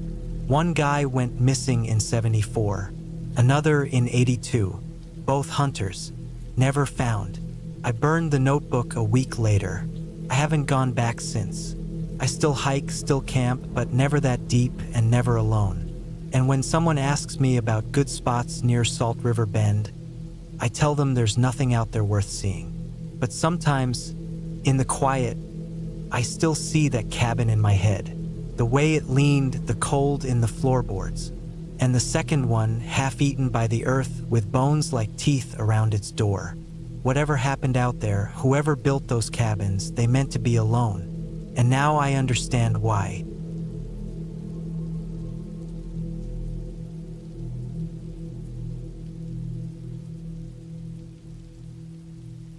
It was late October of 2022, and the sky had that dull, flat gray look it always seemed to carry in the days leading up to winter in the Pacific Northwest. I was 45 then, recently laid off from a logistics job in Tacoma, and had been staying with my sister in Spokane for a few weeks while figuring out what to do next. That day, I decided to take the long way back from a short job interview in Missoula, Montana. I told myself I just needed a drive to clear my head. Really, I think I just wanted to feel something familiar again. Or maybe I wanted to prove to myself that I wasn't scared anymore. The route took me along State Route 20, cutting through forests and small, mostly forgotten towns. It was the road I used to take when I lived with Jason, my ex-husband, near Colville. He had bought a small log cabin way back in 2006, up by the Pend Oreille River. I hadn't seen the place in over 8 years, not since I left him. I never went back, never even drove close to it. But something made me turn off the main road that day, toward that place. The trees were thick along the roadside, mostly pine and cedar, wet from a recent drizzle. Fog had started to roll in, low and thin at first, crawling along the ground like a living thing. I passed a pair of rusted mailboxes on a crooked wooden post. The paint flaked off so badly I could barely read the numbers. Then came the turnoff onto the gravel road I used to know so well. The sound of the tires crunching over the rocks triggered something old in me. Not exactly fear, but something close to it. The road hadn't been maintained. Grass had crept over the edges, and puddles filled deep grooves in the gravel. Some of the trees had grown in close. Limbs hung low, brushing the windshield with wet slaps. I slowed the car, part of me wanting to turn around, but I kept going.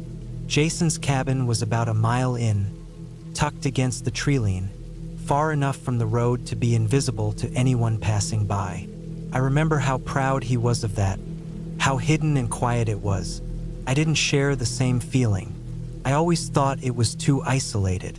No neighbors, no streetlights, and no cell service unless you climbed the hill behind the house. It made me uneasy back then, especially when we'd fight and he'd go silent for days. When I finally caught sight of the cabin through the thinning trees, something dropped in my chest. I didn't expect to feel anything, but the sight of that place hit me hard. The A-frame roof was still intact, dark shingles slick with rain. The old porch sagged a little more than I remembered. One of the windows on the upper level had been boarded over. The chimney had crumbled near the top. No smoke, no sign of life. It looked abandoned but not ruined. It had that empty, hollow look of a house no one had touched in years. I stopped the car a few hundred feet back and cut the engine. No reason for it, I just didn't want to be heard. The silence that followed was heavy, broken only by the ticking of the engine and the soft patter of rain on the roof. I stared at the cabin for a long time, my fingers tight around the steering wheel. Eventually, I got out. The air was cold and damp, and I could hear the river in the distance. A low, constant rush. I walked slowly, the gravel crunching underfoot. I tried to keep my steps quiet, even though I knew Jason didn't live there anymore. I had no reason to believe he still owned it. When I left, he'd already been sinking into debt. He might have sold it or let the bank take it. Still, I moved like someone who didn't want to be seen. The front steps creaked beneath my weight. I paused at the porch, glancing around. The woods felt too close. The trees blocked the wind, but they also blocked the light, and it was darker there than it should have been at that hour. I tried the doorknob. It opened. The smell hit me first. Damp wood, mildew, and something else, like old meat long gone bad. The interior was dark, but not pitch black. Light seeped through the dirty windows and the gaps in the boarded one upstairs. I stepped inside, and the floor groaned beneath me. Dust coated everything. The living room looked almost the same as it had when I left. Same threadbare couch. Same wooden coffee table with the corner Jason had chipped with a hammer when he was drunk one night. The fireplace was filled with ash, and something small and dead, maybe a squirrel, lay curled in the grate. I didn't call out. I just stood there listening. Upstairs, I thought I heard something shift. A soft thump, like something heavy settling. Could have been a bird or a raccoon nesting in the attic. But I didn't move toward the stairs. I stayed in the main room, letting my eyes adjust. To the right was the kitchen. The fridge door was ajar. Mold grew on the rubber seal. There were old cans stacked on the counter, labels faded. The table still had 2 chairs. One of them was tipped on its side. There were scratch marks on the wood floor beneath it, thin but deep. I stared at them for a long time, too clean to be old. I backed away, heart beating faster now. Something felt wrong. Outside, I thought I heard something move, a branch cracking, leaves rustling. I moved to the window beside the door and peered out.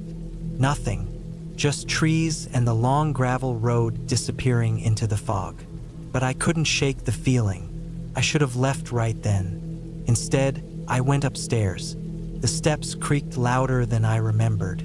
Each one felt like it echoed into the woods. The hallway at the top was short, just 2 doors. One led to the bedroom we used to share. The other was the storage room he always kept locked. I reached for the bedroom door and pushed it open. The room was cold and empty. The bed frame was still there, but no mattress.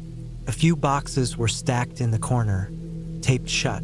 The closet door hung open. Inside, a single wire hanger swung slightly. I watched it until it stopped. Then I turned to the other door. The storage room. It was open. Jason never left it open. Not once in all the years we lived there. He told me it was for tools, but he always kept it locked.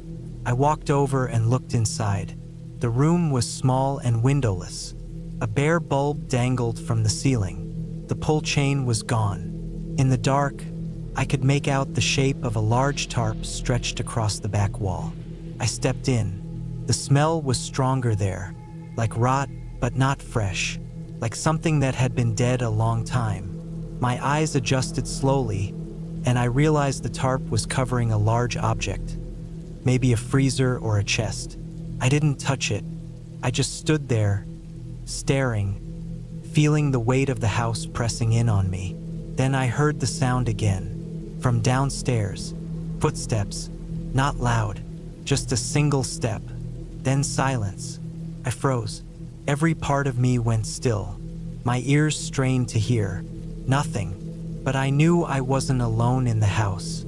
I didn't imagine that sound. I backed out of the storage room slowly. The hallway was empty. I moved to the top of the stairs and looked down. The front door was closed. I didn't remember closing it. I held my breath and listened. My heart was hammering. There was a shadow on the floor near the couch, long and still, too big to be cast by anything in the room. I took one step down. The floor groaned. The shadow moved. I didn't wait. I ran down the stairs, through the living room, and yanked the door open. I didn't look back.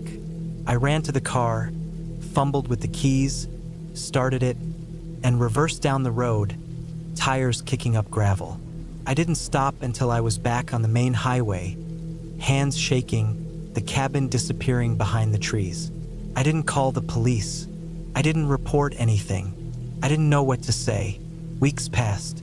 I couldn't get it out of my head. The tarp, the shadow, the smell. I started looking into property records. I found out Jason never sold the cabin. It was foreclosed in 2019, and no new owner was listed. The county records showed it in limbo, tied up in some legal mess. But when I searched deeper, I found something worse. Jason was missing, reported by his sister in 2021. No activity on his bank account. No confirmed sightings. Nothing since a single gas station charge outside Colville 2 years ago. No investigation. No news. Just gone. I don't know who was in that house with me that day. Maybe it was Jason. Maybe it was someone else. A squatter. A drifter. Or maybe someone found the place just like I did and never left. But something was still living there. Sometimes I think about that tarp in the back room. I think about the smell. I wonder if someone left something in that freezer or someone. I wonder if that's what I would have found if I'd stayed a little longer. If I'd been a little braver. But I didn't stay. I've never gone back. Now, whenever I drive through northern Washington, I take the long way around. I don't go near Colville. I don't go near the river. I try not to even look at the trees too long. And sometimes, in the middle of the night, I dream about the cabin, about the dark hallway and the shape moving in the living room. But then I wake up, and I remind myself that I left, that I made it out, and whatever was in that house, it stayed behind.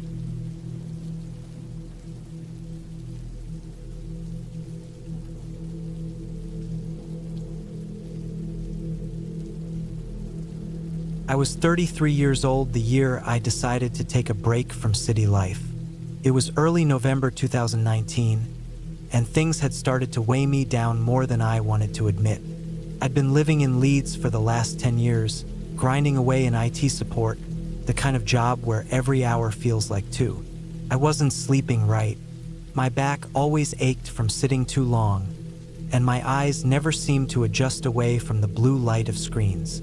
When my Uncle Graham passed that summer, my mum told me he'd left behind a small cabin on his old farm property near Dunsop Bridge in Lancashire.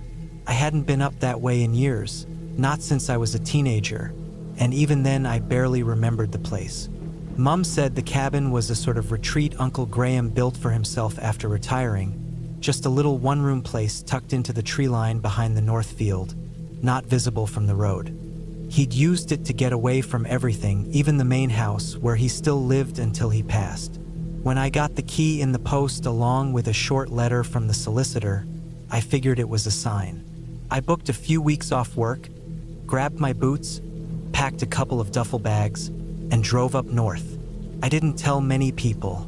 I needed to clear my head, breathe fresh air, hear something besides traffic and shouting and screen buzz. The drive up took longer than it should have. The sky turned gray around Huddersfield and stayed that way. The roads narrowed the closer I got to the farm, eventually turning into cracked single lanes lined with hedges taller than the car.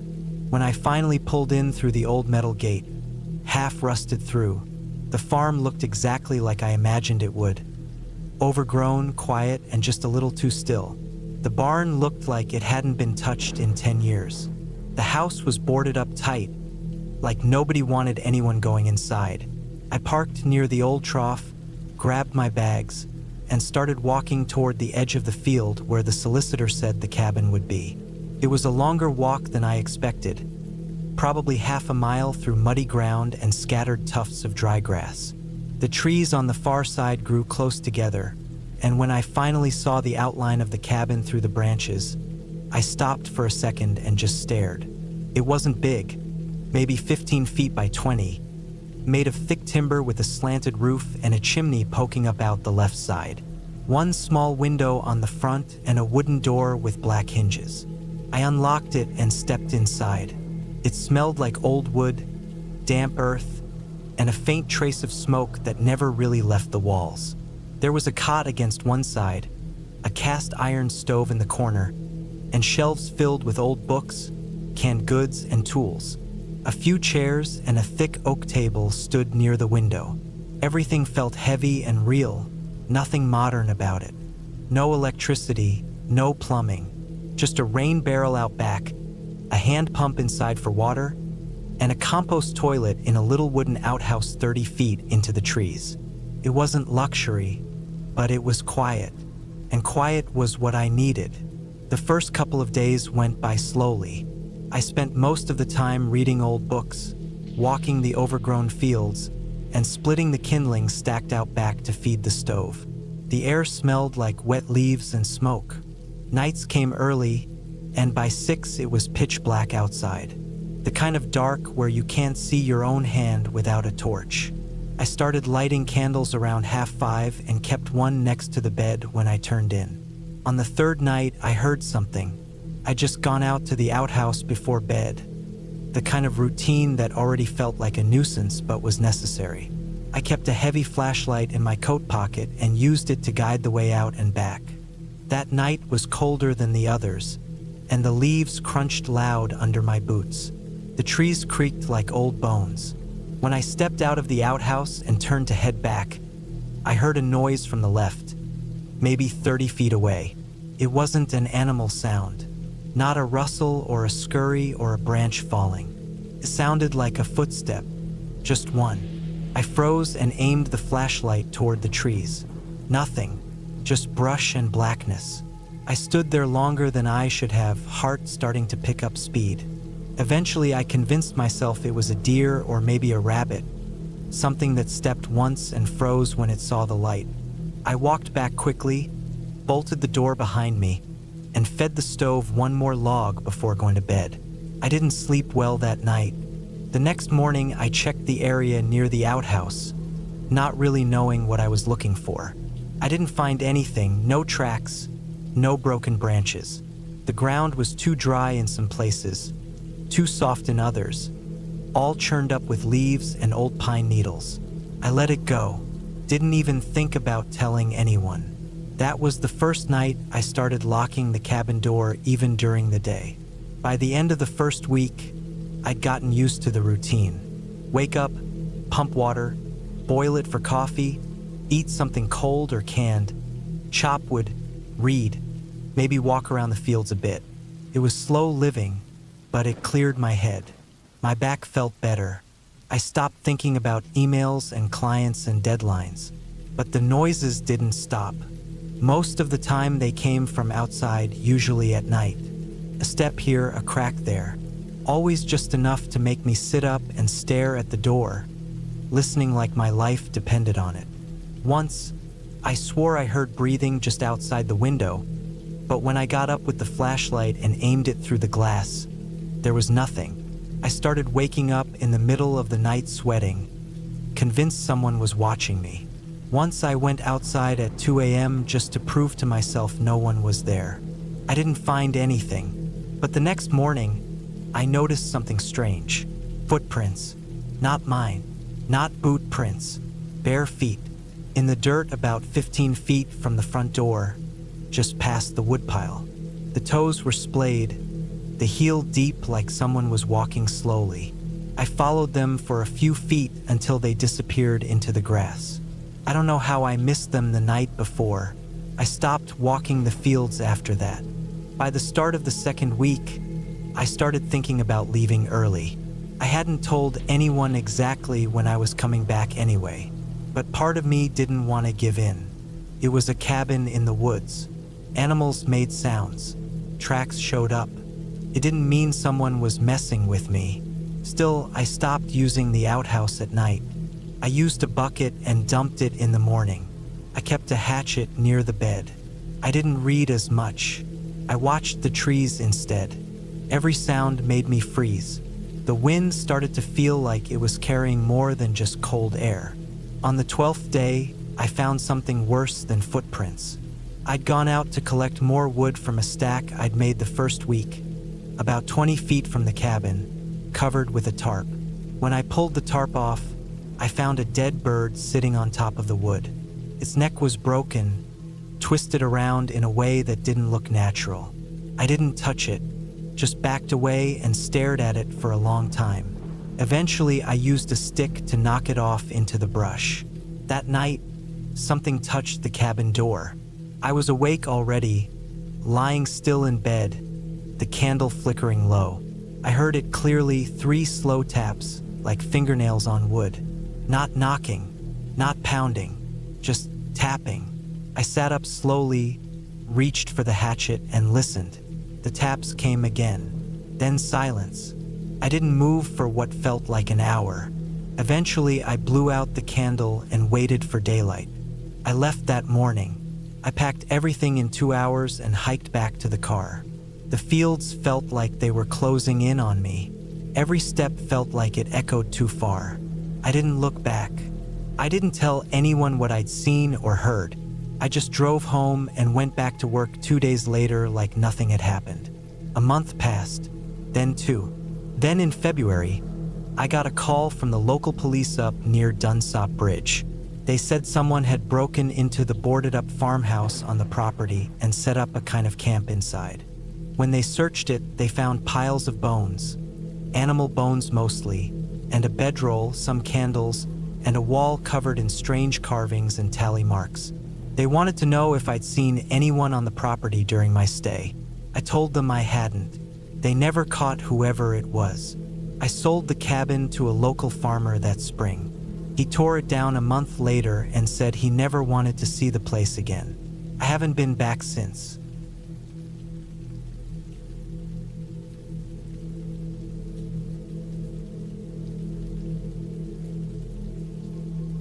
It was early November of 2014, and I had taken a week off work to clear my head. I was 31 at the time, working a stressful office job in Birmingham that I never really liked.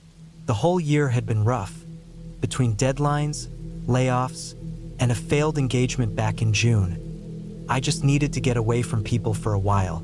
I wanted quiet, a place where I could sit, breathe, and maybe sort myself out.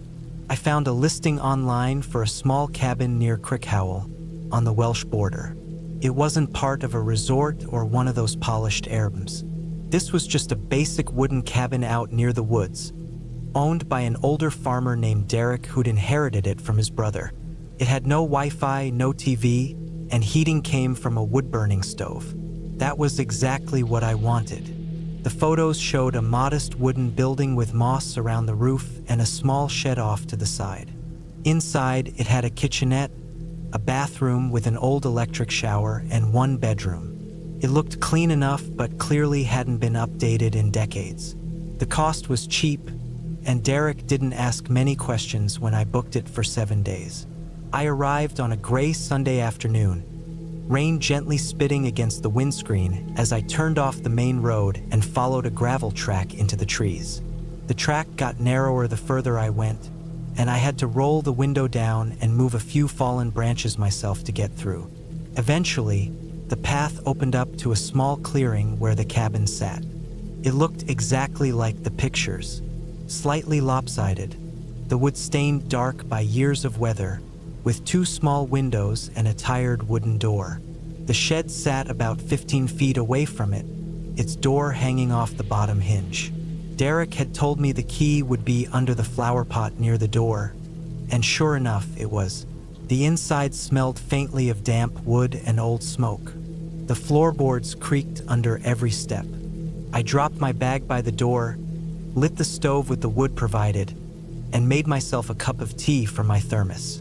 The mobile signal was completely dead out there, but I didn't mind.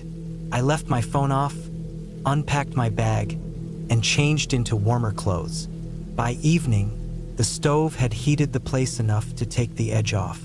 Rain picked up as the sun disappeared, tapping harder and harder against the windows. That first night was uneventful. I slept well, wrapped in 2 layers of blankets and a thick sleeping bag I'd brought just in case. In the morning, I made porridge on the little gas stove and went for a walk into the woods. There were no trails, just muddy gaps between trees.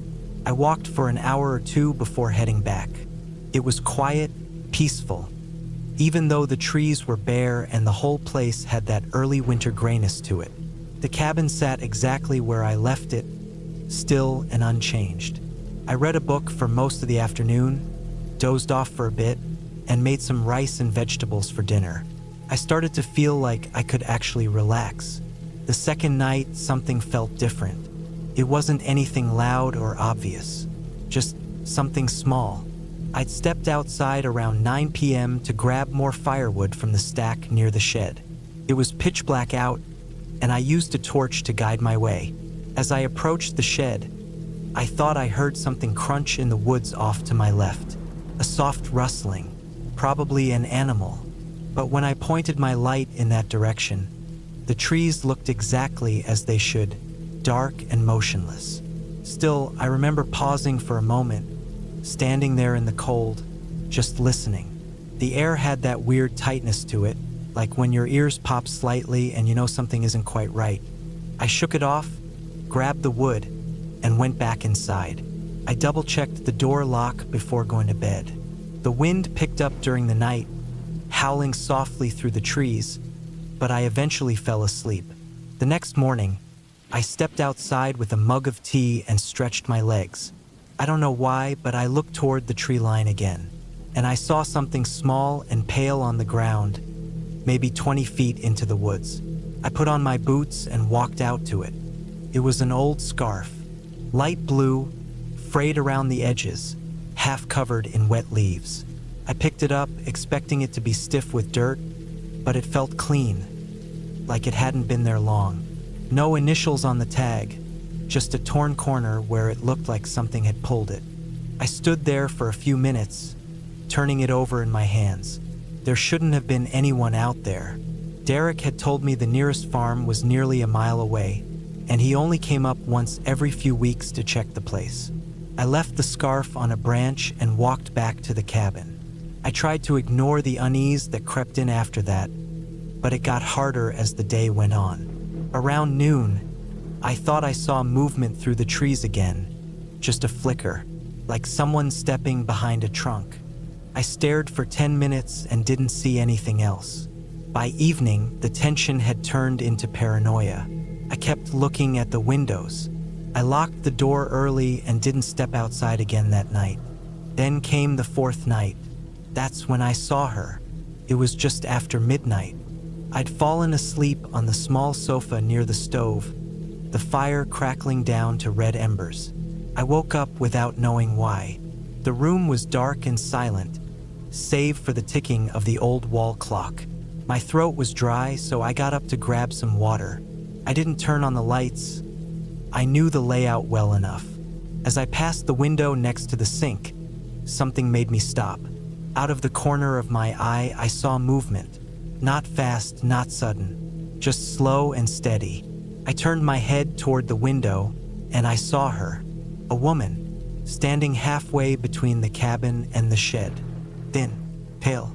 Her hair was dark and flat against her head, wet from the misty air. She wore something like a nightgown, long, light-colored, and stained at the bottom. Her arms hung by her sides. She wasn't doing anything, just standing there, looking straight at the window. At me. I ducked instinctively, crawling backward from the window. My heart was hammering in my chest. I stayed low and moved toward the bedroom, grabbing the torch from the shelf. I wanted to look again to be sure, but I also didn't want her to see me again. I crouched below the windowsill and slowly raised the torch toward the glass, covering most of the light with my hand. When I shined it out toward the shed, she was gone. I scanned left and right.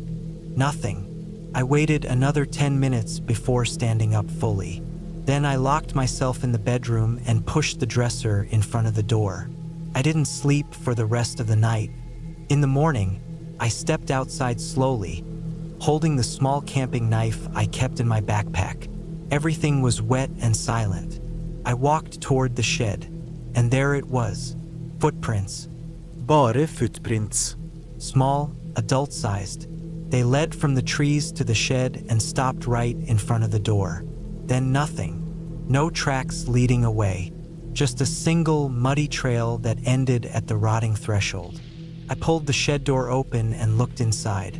The place was filled with old tools, spades, a rusted wheelbarrow, a tangled hose. Nothing else. No footprints inside. No signs of anyone. I backed away slowly, looking in every direction. I didn't feel alone anymore. Not in the cabin. Not outside. I packed some of my things and kept them near the door in case I had to leave quickly. I thought about walking back to the main road, but it was nearly 4 miles of woods and hills, and I wasn't even sure I could find the track without a GPS signal. I told myself I'd wait it out just one more day, leave early in the morning when it was light. I stayed inside all day watching the windows. I didn't eat. I didn't light the fire that night, even though it was cold. I didn't want to give away my position. At around 2 a.m., I heard it. Not footsteps this time. Breathing. From outside the window. I froze. It wasn't loud, just steady. Bit. Like someone was standing just beyond the glass, exhaling softly against the pane. Then a single knock. Not hard, just a soft tap. I didn't move. Another knock, this time on the other side of the cabin. Then silence. It went on like that for nearly an hour, soft taps, shifting locations, always followed by silence. I didn't look. I didn't dare. When the sun came up, I threw everything in my bag, locked the door behind me, and started walking. I didn't stop. I didn't look back. Took me 2 hours to reach the gravel road. I flagged down a man in a small hatchback and told him I'd gotten lost hiking. He gave me a ride into town, and I caught a train back to Birmingham that afternoon. I didn't report it. I didn't go back. I didn't even write a review on the listing. I just let it go. A month later, I got a call from a number I didn't recognize. I ignored it, then another and another. Eventually, I picked up. It was Derek. He asked if I'd left something behind. I told him no and asked why. He said a local dog walker had found someone sleeping in the shed. A woman, filthy, half-naked, wearing a torn nightgown. When she was confronted, she ran into the woods and disappeared. Derek was shaken. He said he was going to tear the cabin down. I didn't ask for any more details.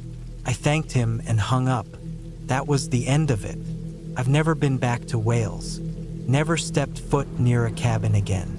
Sometimes, though, when I wake up in the middle of the night, I swear I can still hear that breathing outside the window.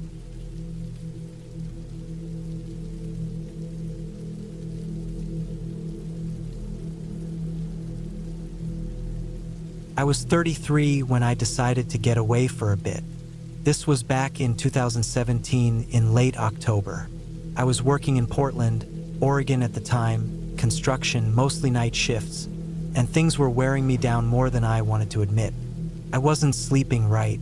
My appetite was gone. I felt like I was always waiting for something to go wrong.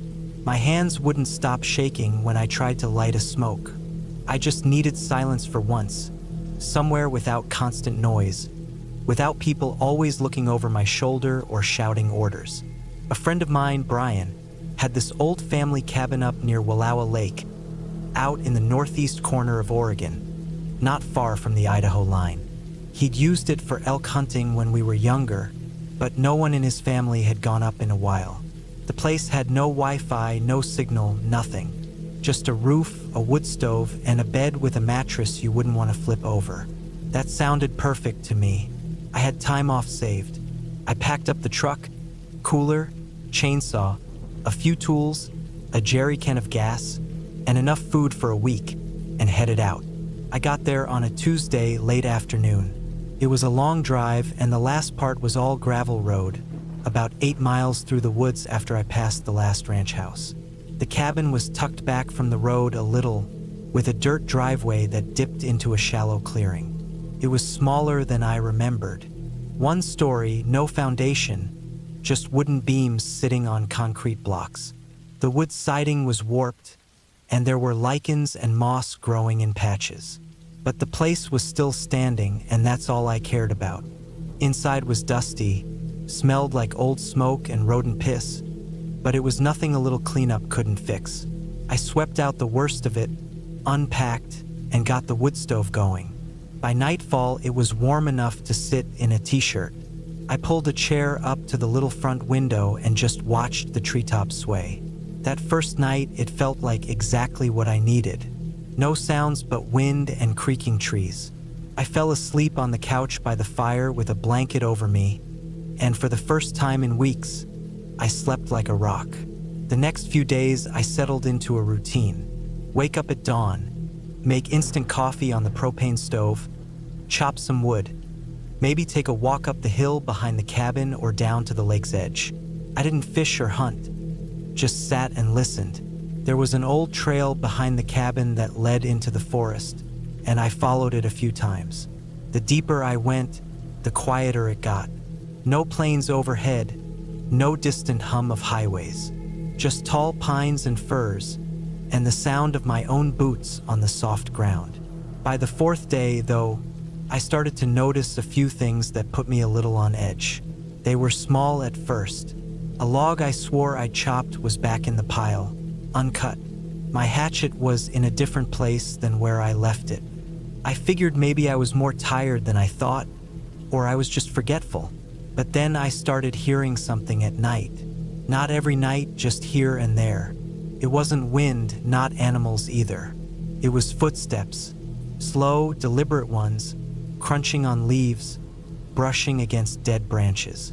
I'd lie still on the couch, the fire dying down, and listen. The steps would stop for a while, then start again closer to the cabin. Once, I heard something knock against the wall near the back. Just one dull thud, like someone testing how solid it was. I tried to convince myself it was deer, maybe elk moving through, but I'd hunted before, and elk don't move like that. Not slowly, not in circles, not doubling back the way this thing did. On the fifth night, I stayed awake on purpose. I didn't light the fire, just kept my flashlight on the table next to me and waited in the dark. Around midnight, I heard it again, soft crunching just outside. Then it stopped. I waited, holding my breath, my ears straining. There was a long silence, then the faintest creak on the porch. The porch had a loose board right in the middle. It groaned under weight. I'd stepped on it every day. I knew the sound. Something was on the porch. I didn't move. I didn't even blink. I just sat there in the dark, staring at the door, heart hammering. There was no knock, no attempt to open it. After a minute or so, I heard the board creak again, this time a little farther, like something shifting its weight or turning. Then silence. When I finally got the nerve to check, I opened the door slowly, flashlight in hand. There was nothing there. The clearing looked the same. No tracks in the leaves or frost. But when I looked over the edge of the porch, down into the brush, I saw something that made my stomach turn. A deer leg, not the whole body, just one leg, torn off at the joint, lying there like someone had dropped it. I didn't touch it. I went back inside, bolted the door, and stayed awake the rest of the night. The next day, I hiked out early, all the way to where I could get a bar of signal.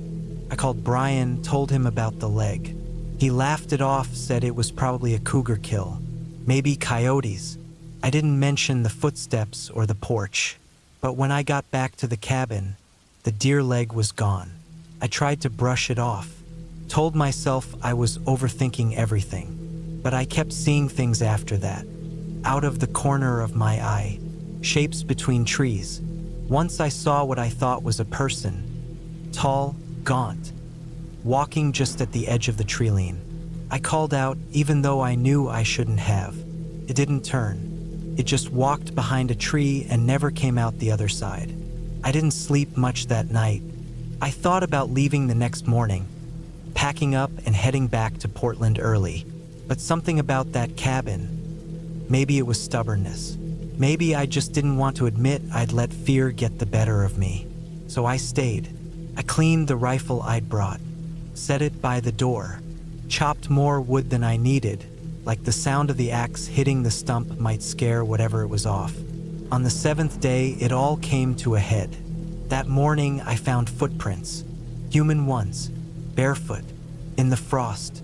They circled the cabin, wandered down toward the woodpile, then disappeared into the trees. They weren't mine. That night, I made a fire, a big one.